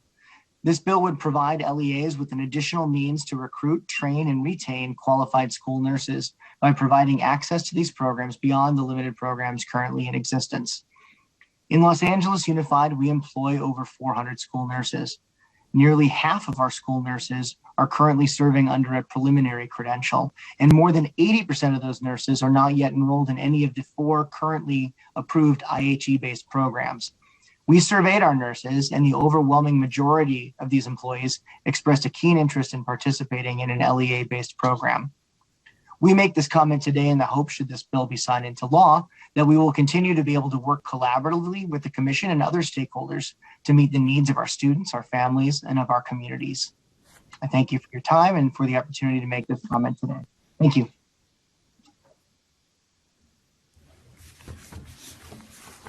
Thank you, Mr. Johnson. Recording Secretary, any further public comments? There are no additional public comments on this item. Okay, thank you. The public comment period for this item is now closed. Commissioners, and actually, Mr. Horwitz, should we save our questions and comments regarding AB 437 until the next item? That way our discussion doesn't get jumbled. Would that help out here? I think that would be best. Okay, sounds good. All right, so commissioners, if you have any questions or comments regarding AB 437, we're going to do a deeper dive on that bill next. But if you have any questions or comments on any other items, now is the time. Yes, Commissioner Grone-Shire.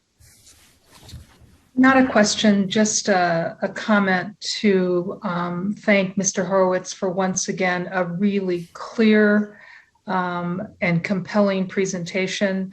I really like how you tell us where we are in the legislative cycle. It is a great reminder and a great primer for all of us. So thank you again. Thank you. Commissioner Brown? I have a question about AB 498 and 692. Mr. Horowitz, the implication there, and I'm trying to be on 3 laptops at once, so I'm a little distracted, but the idea that CTC would be the sole seemed like in both of those there was some connection between the CTC and the CDE that either was changed. Can you just clarify that for me? Yeah, happy to.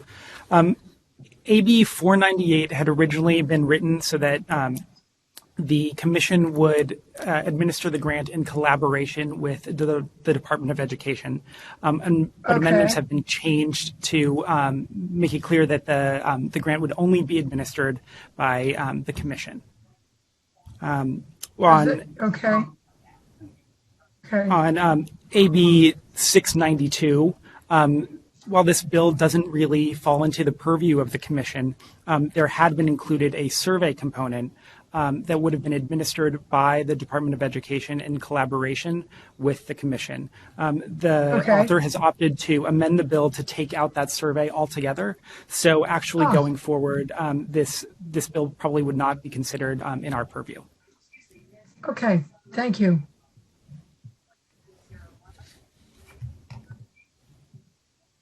Commissioner Heredia? Yes, on AB 437, I think this is a great bill. But one thing I just want us to keep in mind is that there are two criteria here for districts that have been trying to address, the teacher shortage and also just address, recruiting teachers of color is that, when I read the bill, it seems as though it prevents districts that unless you've had significant turnover or unless you have a disproportionate number of novice teachers compared to the statewide average, your chances may be less of getting, should this pass, being eligible for this grant. So just want to make sure that, whoever advocates for it, if we were to go to advocate for it, that we just highlight that, because I think there are districts that are trying to make significant headway, and this could preclude them from getting the grant money. Commissioner Heredia, which bill was that? What bill number? That is AB 437. Okay. Oh, wait a minute. Let me make sure I have the right bill here. No, I'm sorry. It was 520. Sorry. 520.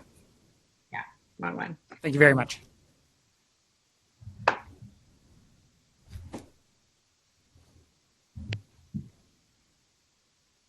Commissioners, any further discussion or comments before we move on?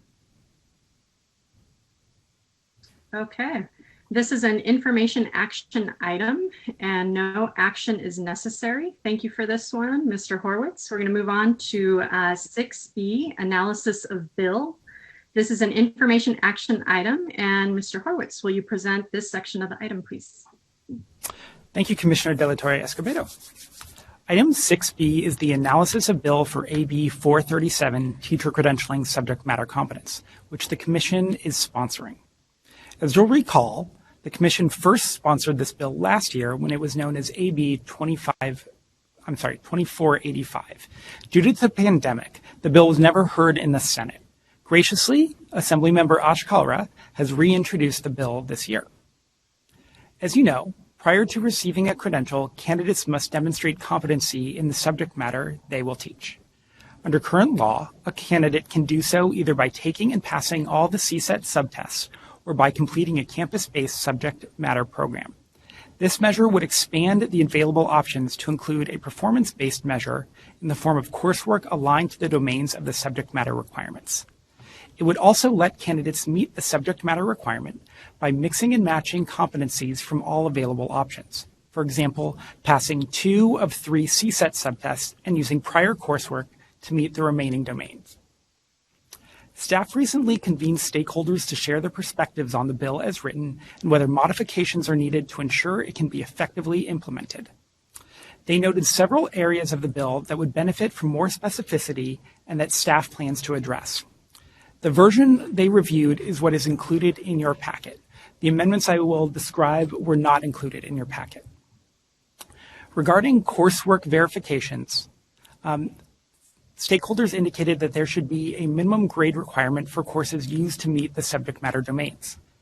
Proposed amendments would add a minimum letter grade requirement of C or better for courses used to meet the subject matter requirements. They would also be used to clarify that advanced placement scores of 3 or higher may be used. Stakeholders also pointed out that preparation programs themselves are often not the appropriate body to evaluate coursework, and that subject matter experts must be involved in this step. The proposed amendments would add language requiring the course verification process to include consultation with subject matter experts. Stakeholders noted that considering how different K-12 academic content can be from college-level content, courses that simply meet the subject matter domains are not an accurate way to gauge knowledge. For example, the difference between college-level math courses, for example, number theory, and high school-level math course, for example, Algebra 1, significantly different. Proposed amendments would add language clarifying that courses must meet or exceed the domains of the subject matter requirements so that a one-to-one course alignment isn't the standard, since it could be an unrealistic obstacle to assessing a candidate's competency. Stakeholders also highlighted the fact that current CSET exam scores are only valid for a 10-year period. For consistency, staff intends to add a recency requirement for courses of up to 10 years. Staff recognize that these course verification provisions cannot be effectively applied without regulations, and therefore intends to add back a requirement from last year's version of the bill that the Commission adopts regulations before the implementation of the course review provision. This would further ensure a consistent process across institutions and strengthen the alignment with the subject matter domains. Commission staff has plans to introduce a new option for demonstrating subject matter competency by allowing programs to recognize completed academic majors in subject areas directly relevant to the credential. This language would allow someone with a baccalaureate or higher degree from a regionally accredited institution of higher education who meets the following to satisfy the subject matter requirement. For single subject credentials, the major must be in one of the subjects of the single subject credential defined in statute. For multiple subject credentials, the major must be in liberal studies or an interdisciplinary major that addresses all of the content areas of the multiple subject credential. This is consistent with current CSET exam requirements. For education specialists, the major must meet the multiple subject requirements or be in a subject aligned to authorized CSET exam subjects used for an education specialist credential. This is also consistent with current CSET exam requirements. Staff also proposes restoring existing code language that defines a waiver to the subject matter examination requirement as a commission-approved subject matter program. This would merely streamline the bill without changing its intent. Finally, staff proposes other minor and clarifying changes as needed. With that, I'd like to turn it back over to you, commissioners, for questions or comments.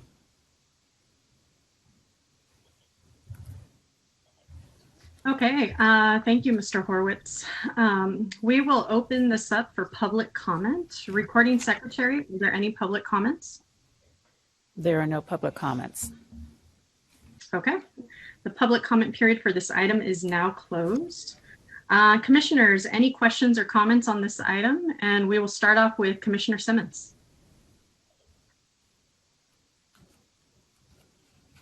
You're muted, Commissioner Simmons. I want to thank you for putting this out so clearly, because it really does, it clarifies what it is that the bill currently says and what the amendments proposed are. So I have three questions or comments. And the first one is, I would like would it be possible for staff to look into how AB 437 will impact demonstration of language competency for bilingual authorizations? Specifically, Spanish CSET 3, 4, and 5, I believe, are the numbers. But how that will impact our BASP candidates. And should I start? Commissioner Simmons, I understand that staff is looking into this and researching the impact, and we will get back to you as soon as we have more information. Thank you. And my second one is about the domains of the SMRs. I think that it really makes sense to do that. But as somebody who was, I was on the committee that put the domain structure together when we moved from the Praxis and the SSAT to the CSET.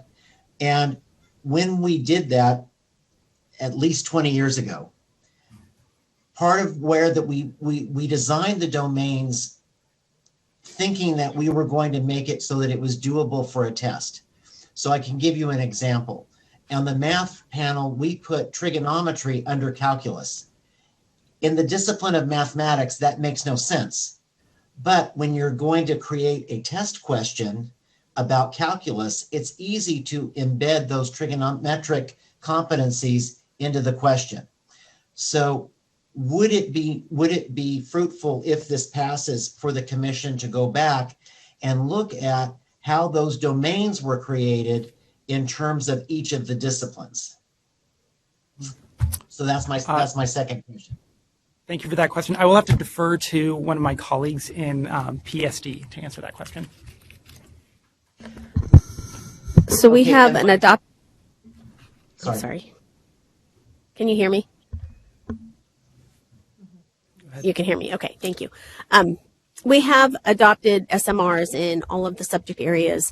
And obviously, you know, as there are changes made with the state board, those are looked at, as we did today with the theater and dance ones.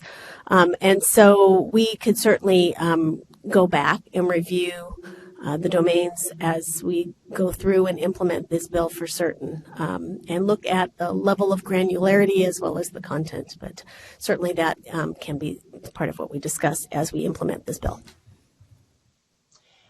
And my third comment is not so much a question as it is just a comment. I really don't think that those amendments are appropriate, and this is my reason why. People have been complaining about RICA for the last however long it's been, 20 years that it's been in place. And a lot of those criticisms come down to that the content and scope of RICA isn't in alignment with what we know now. For that reason, I'm always in favor of putting things in regulation as opposed to in legislation. So although many of these points I think make a lot of sense, it would make more sense for us to put them into the regulatory process so that if later on we find something doesn't work, it's much easier to fix. And I can go through them bullet by bullet. The one I really like is that the commission will create regulation. The rest of them, there are potentially issues with. I'll give you an example. The recency requirement of 10 years. Okay, I took calculus 40 years ago. It hasn't changed a whole lot. If we put in that as a requirement in legislation, we might find that becomes a barrier to second career people who want to come into education later in life. So I think that kind of specificity is better for us to put into regulation than it is to be put into legislation. The other piece that I would say is that as I go through these, okay, so the changing the subject matter allowances for special education. You know, I'm just getting ready to hire a special education teacher whose bachelor's degree is in English. I don't think that's a bad thing. So I think I would want to have more conversation around what competencies are allowed there before we say that that's going to go into legislation.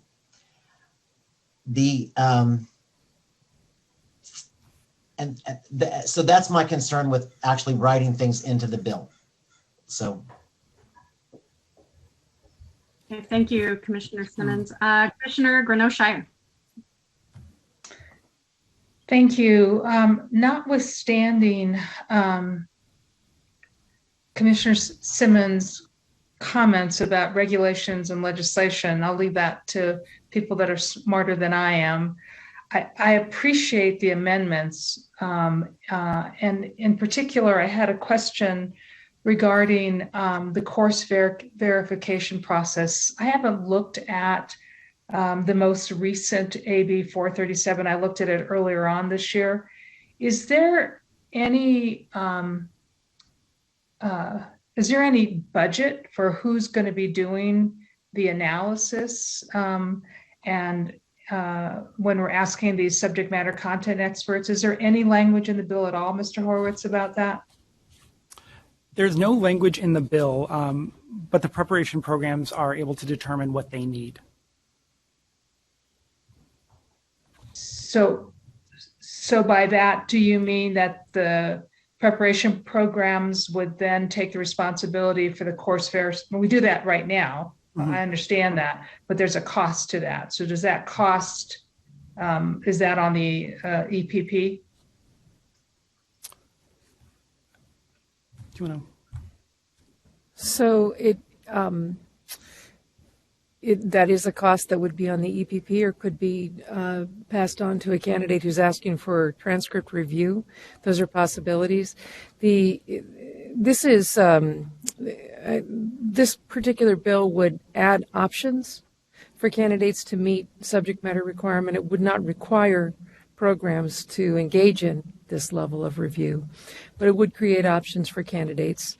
And really, this year has shed a lot of light on the role that testing plays. Intended and unintended impacts have been discovered. The fact that we couldn't get people into testing centers this year became a huge problem, obviously, and that we've had to do a lot to work around. So I think that's really the ground out of which the ideas for this bill surfaced. How can we create options for candidates and for programs for candidates to demonstrate their subject matter competence and move forward, and really right-size this test. It's an assessment of someone's subject matter knowledge to determine if they're ready to enter preparation and if they're ready to learn how to teach that content.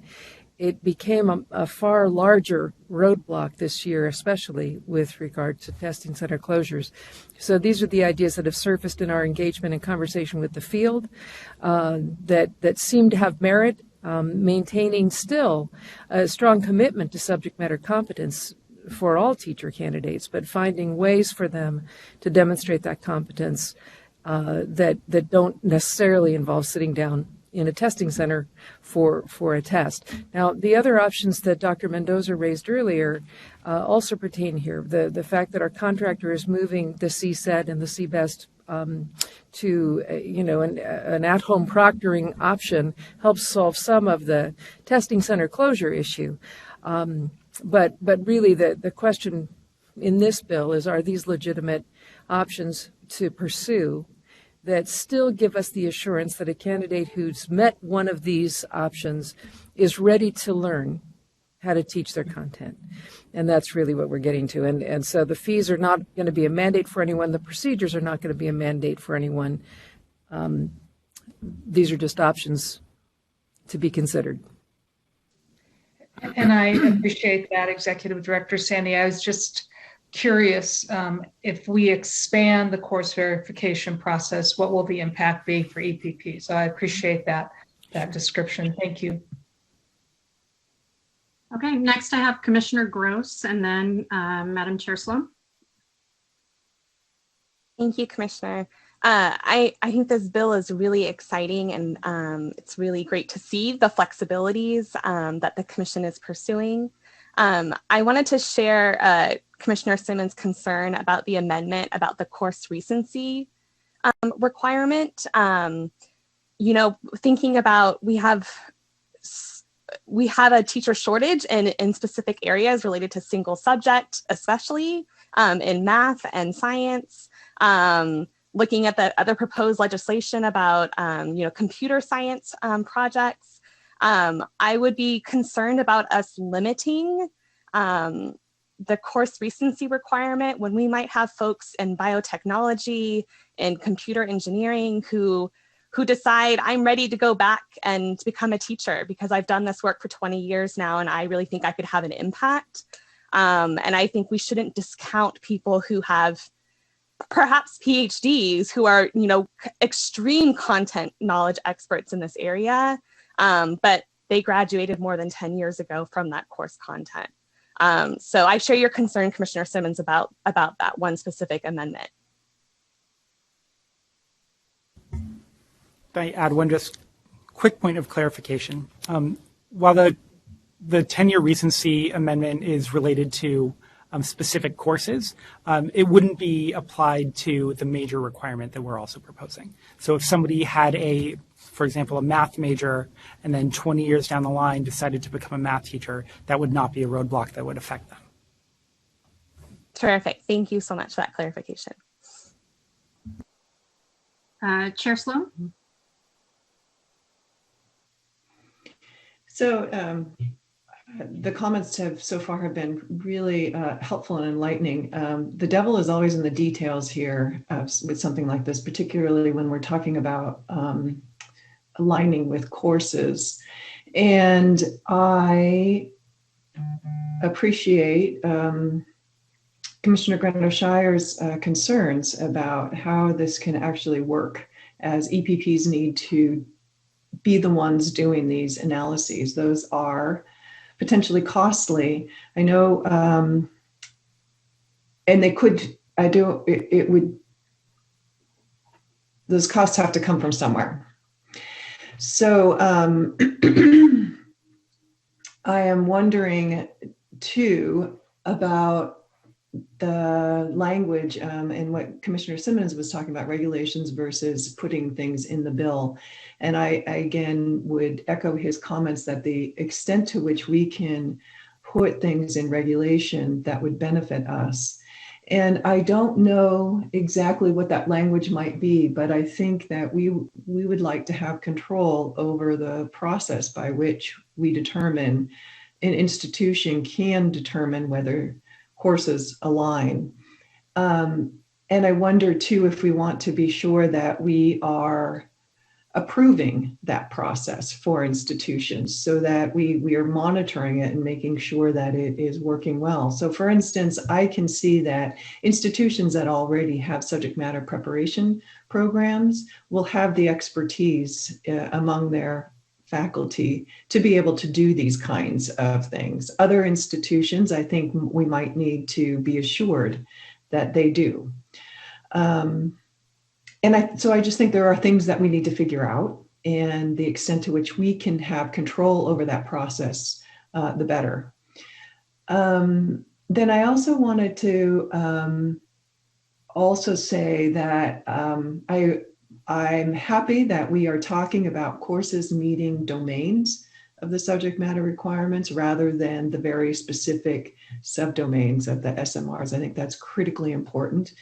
The last thing I have a question about is the major and the language that the major must align. So for a single subject, major must align to subject of single subject credential. I think that is important because I'm thinking that there are many majors out there that we might have questions about in the history, social science credential areas and in the science credential areas that are also going to need somebody to do an analysis to ensure that they are in line. And I'm not sure who's going to do that analysis, if it's us or somebody else.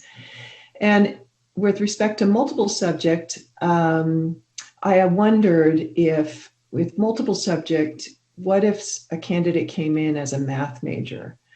Would the math major suffice for the mathematics subject matter competency, or would we have to do the coursework transcript process there, for instance? Sure. As intended to be written, if somebody was looking to take a math major and apply it to a multiple subject credential, they would need to show that it was interdisciplinary and they had the experience in the named areas, the core areas of a multiple subject credential. So a math major by itself might not be usable, but in context of the other courses and experiences they have, it might be.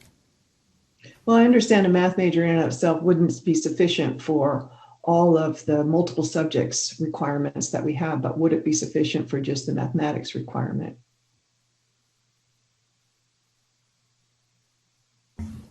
I'll have to get back to you on that. I'm not. Let me jump in on that and just say I'm not sure that it would, at least in the ways in which the proposal to amend the bill to recognize an academic major in a single subject area. What's proposed here is to suggest that a baccalaureate degree in mathematics likely exceeds your subject matter requirements for mathematics. that certainly that they would be subsumed in some way within the foundations and all of the coursework and all of the application of that coursework that a mathematics major completes on their way to that degree. What that would enable in this bill is for a fairly quick assessment. If someone has a math major that aligns to a math credential, it's considered to subsume and exceed our SMRs for that.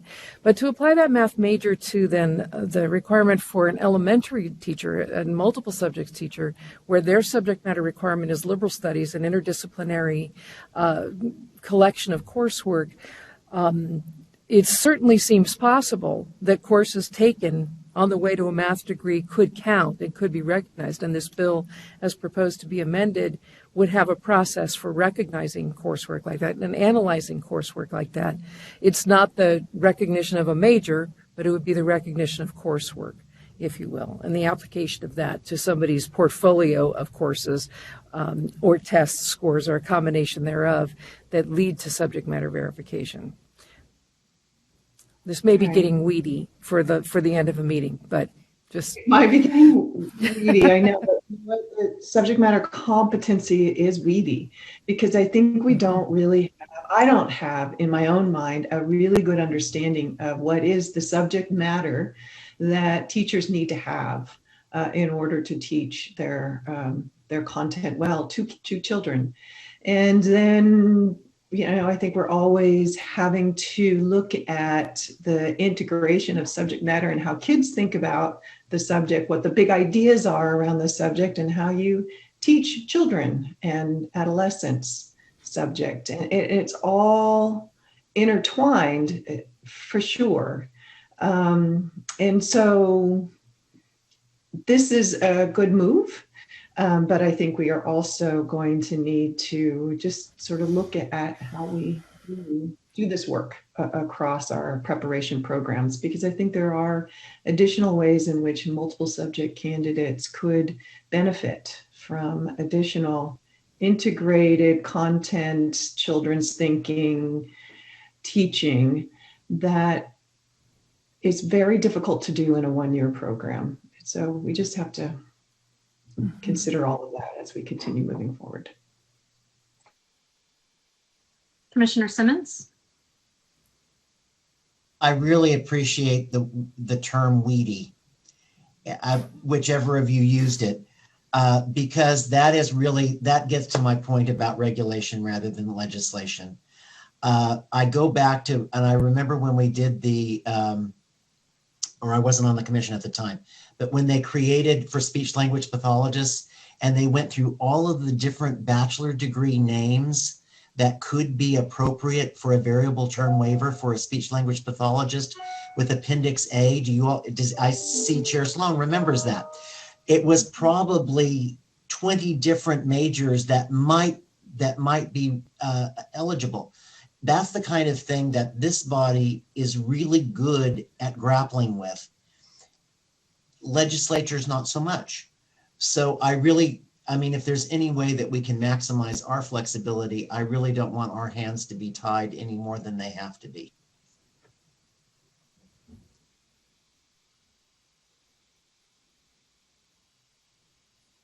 Commissioners, any further questions or comments?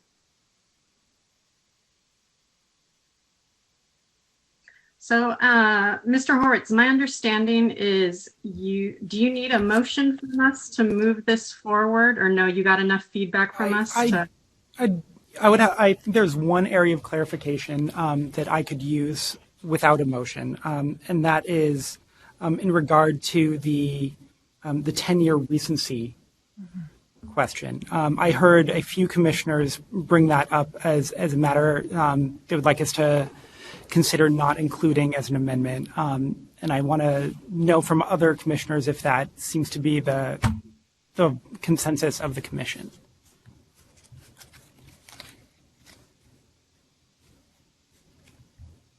Yes, Student Liaison Jones? Yes, I know that, I think it was Miss Sandy who mentioned it, about why it's important for us to have these courses done is so that they're able to learn something and be able to be successful at it. I think if they passed that class a long time ago, then that's what they did. And I don't think that they should be within a 10-year frame. If they can learn the material and pass it so that they could teach it one day, I feel like they could learn it again and then they could pass and they'll be able to teach it again. So yeah, I just think we shouldn't have that 10-year on it.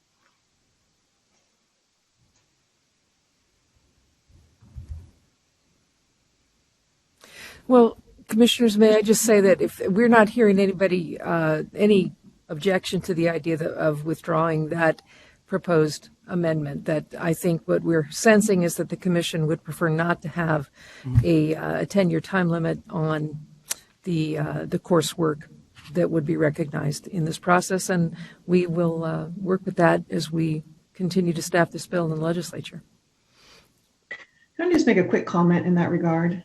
That there may be some content areas that change over a period of time. I certainly know I teach education. Every single year I change my curriculum because things are happening differently every time. But in other content areas that might not be the case. But I think that is going to be captured in the course alignment process, that whomever the subject matter experts are will know whether something that was taken 10, 15, 20 years ago is relevant to our subject matter domains today. So I think it's going to get captured. That's a good point. It's a good point. All right, so Mr. Horowitz, I think we gave you more weeds. We address your question. So I believe I have enough information to move forward. I will work on amendments that take out the 10-year recency requirement, and we will move forward with the bill. And Commissioners, I would just add to that I suspect, well, I'm quite sure if this bill is passed as proposed to be amended, there will be lots of opportunities to dig in on regulation around this. So David Simmons, Commissioner Simmons, your wish is just a little ways off. We'll be there. All right, thank you. So Commissioners, this is an information action item. Thank you so much, Mr. Horowitz, for your presentation today. Having no additional items today, I adjourn the Legislative Committee. Okay, Commissioners, if you'll just hang in there for a few more minutes, I think we've got this. So I'd like to reconvene the general session and move to item 2I, which is the interview, recommendation, and appointment of members for the Committee on Accreditation. The ad hoc committee recommends the appointment of Robert Frelly, Jason Leah, and J. Kevin Taylor to the Committee on Accreditation beginning July 1, 2021. The committee also recommends that Sonia Arnak, Mary Beth Murray, and Christy Pruitt be appointed as alternates for the Committee on Accreditation. I move to approve the recommendations of the ad hoc committee. Do I have a second? Seconded by Commissioner Klatt. Further discussion? Commissioner Klatt? Yes, I just wanted to speak on behalf of the ad hoc committee. Commissioner Wall and Commissioner Hartwig were part of that committee, and we just wanted to express what truly qualified and passionate candidates we had to interview, and that we were so impressed by every single person who we spoke to that day. They were very inspiring in the work that they're doing already. And we wanted to just make sure that the alternates that we chose, if they're listening right now, that they, we hope that they remain invested and interested and willing to serve in that capacity, because we really did think that all of them would have been qualified to serve. It was really difficult to choose. And I don't know if the other two want to speak to that also, but I wanted to make sure to get that on the record. I would just second what Commissioner Klatt said. I was extremely impressed with all 6 of the candidates whom we interviewed, and I felt like we were just offered an abundance of skills and talents, and to see the dedication that has already been provided by all of these folks in their careers so far. It was so impressive. Many of them have already served the commission in multiple different ways. And so I just want to express my thanks as well to all of the candidates and to the reviewing committee that sent us such wonderful candidates.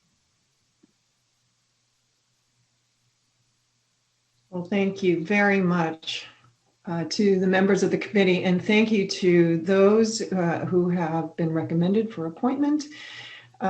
We thank you for your service on this commission, and I will now ask the recording secretary to please call for the vote. Jose Cardenas, Aye. C. Michael Cooney, Aye. Michael De La Torre, Aye. Marisol De La Torre Escobedo, Aye. Megan Gross, Aye. Johanna Howitt, Aye. Susan Aradia, Aye.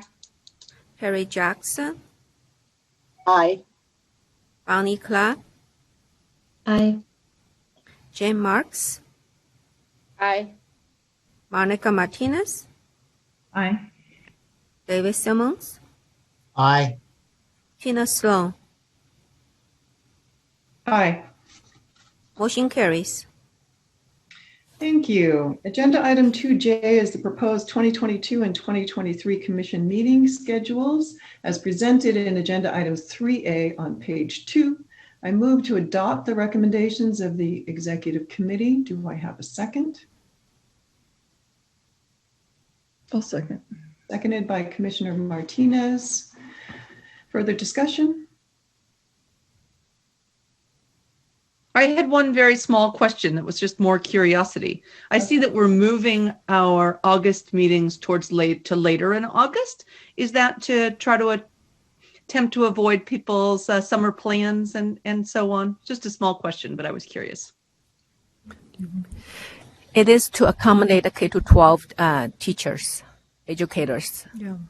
School is starting earlier and earlier in August, and we've been creeping back to the beginning of the month, and actually, with reopening, who knows how much this may adjust itself over the next 2 years. But we're trying to avoid the opening week of school or the week just before the opening week of school for our teacher members and administrator members. That makes so much sense. Thanks. Yeah, so answer your question, Commissioner Hartwig, has nothing to do with our time off or vacation. Sorry, that was a hopeful thought. As someone not working in a school, that was a hopeful thought. All right. Further discussion? Good. Will the recording secretary call for the vote? Jose Cardenas, Aye. C. Michael Cooney, Aye. Michael De La Torre, Aye. Marisol De La Torre Escobedo, Aye. Megan Gross, Aye. Johanna Howitt, Aye. Susan Aradia, Aye. Harry Jackson, Aye. Bonnie Clark, Aye. Jane Marks, Aye. Monica Martinez, Aye. David Simmons, Aye. Tina Sloan. Aye. Motion carries. Thank you. Agenda item 2K is report of the closed session items. Commissioner De La Torre Escobedo, would you please read the closed session report?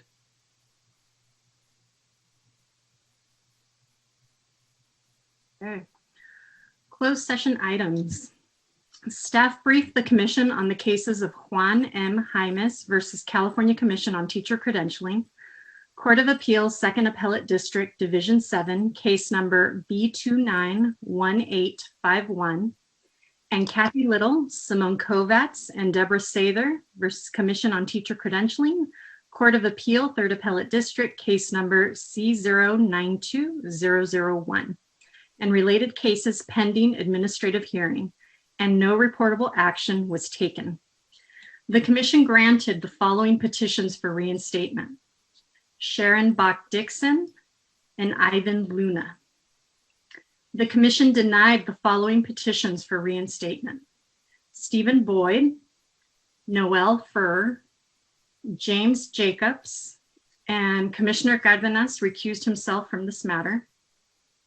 Protus Taniform. The Commission adopted the decision and order in the matter of Tina McIntyre. Commissioner Martin recused herself on this item.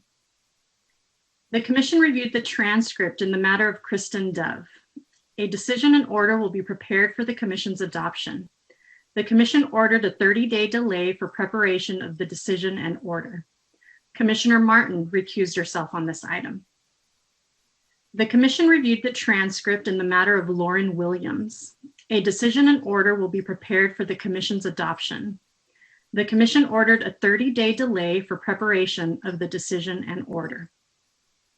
The Commission rejected the proposed decision in the matter of Rhonda Luna and called for the transcript. The Commission adopted the proposed decision in the matter of Christopher Taylor.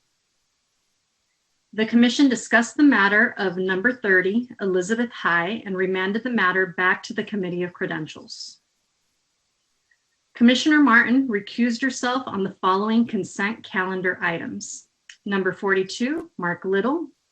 Number 59, John Pryor. Number 65, Jose Soto. Number 80, Catherine Gervin. And number 85, Kenneth Pride. And that concludes the closed session items. Thank you. Item 2L is new business. The bi-monthly agenda is presented for information. Recording Secretary, are there any audience presentations? We have one audience presentation from Harold Acord. Please state your name and affiliation for the record. Good afternoon, Commissioners. My name is Harold Acord, and I am a classroom teacher in Moreno Valley, California. And I'm speaking on behalf of the 300,000 plus members of the California Teachers Association. First off, I'd like to take this opportunity to welcome the new commissioners and congratulate them on their appointment to the Commission on Teacher Credentialing. And secondly, in looking at the schedule of topics for forthcoming meetings, the California Teachers Association is a little concerned. That is because in speaking with our members who are holders of CTE credentials, Career Technical Education credentials, that there's been a lot of talk around the various concerns, issues, and requirements around CTE credentials, but we were hoping to see something coming up soon in the credentials and the Commission's agendas around this topic, because there are a lot of things that are issues, things around how long it takes for each of the different types of CTE credentials, of experience in the profession, et cetera. There's been some talk of that. There was talk about concerns around that many times it's come up, and we're hoping that the Commission will take up this issue. There are a lot of fingers in the pot in this issue, and we really just want to help in any way that we can and to bring the voice of our members who are speaking to us. It came up at our State Council of Education most recently this last weekend. And on behalf of those members, on behalf of all the members who have CTE credentials, we just hope that there will be taking place soon an item on this topic, and that we can really look at closely the concerns with the way things are shifting with CTE and all the people who need to get CTE credentials and the difficulties in doing so. So that's what I have for this time. I hope you all are well, and thank you for your time and listening to our concerns. Thank you, Mr. Acord, for bringing this to our attention. All right, commissioners and staff, this has been a meeting of mammoth proportions. I thank you all for your sustained attention over the past 3 days, and I now adjourn the April 2021 meeting of the Commission on Teacher Credentialing. The next meeting is on June 17th and 18th, 2021, and go enjoy your spring and your students and your children and your grandchildren going back to school and your new teaching assignments, Miss Jones, and I look forward to seeing you all in June. Bye-bye. Bye. Bye. Bye, everybody. Bye, everyone.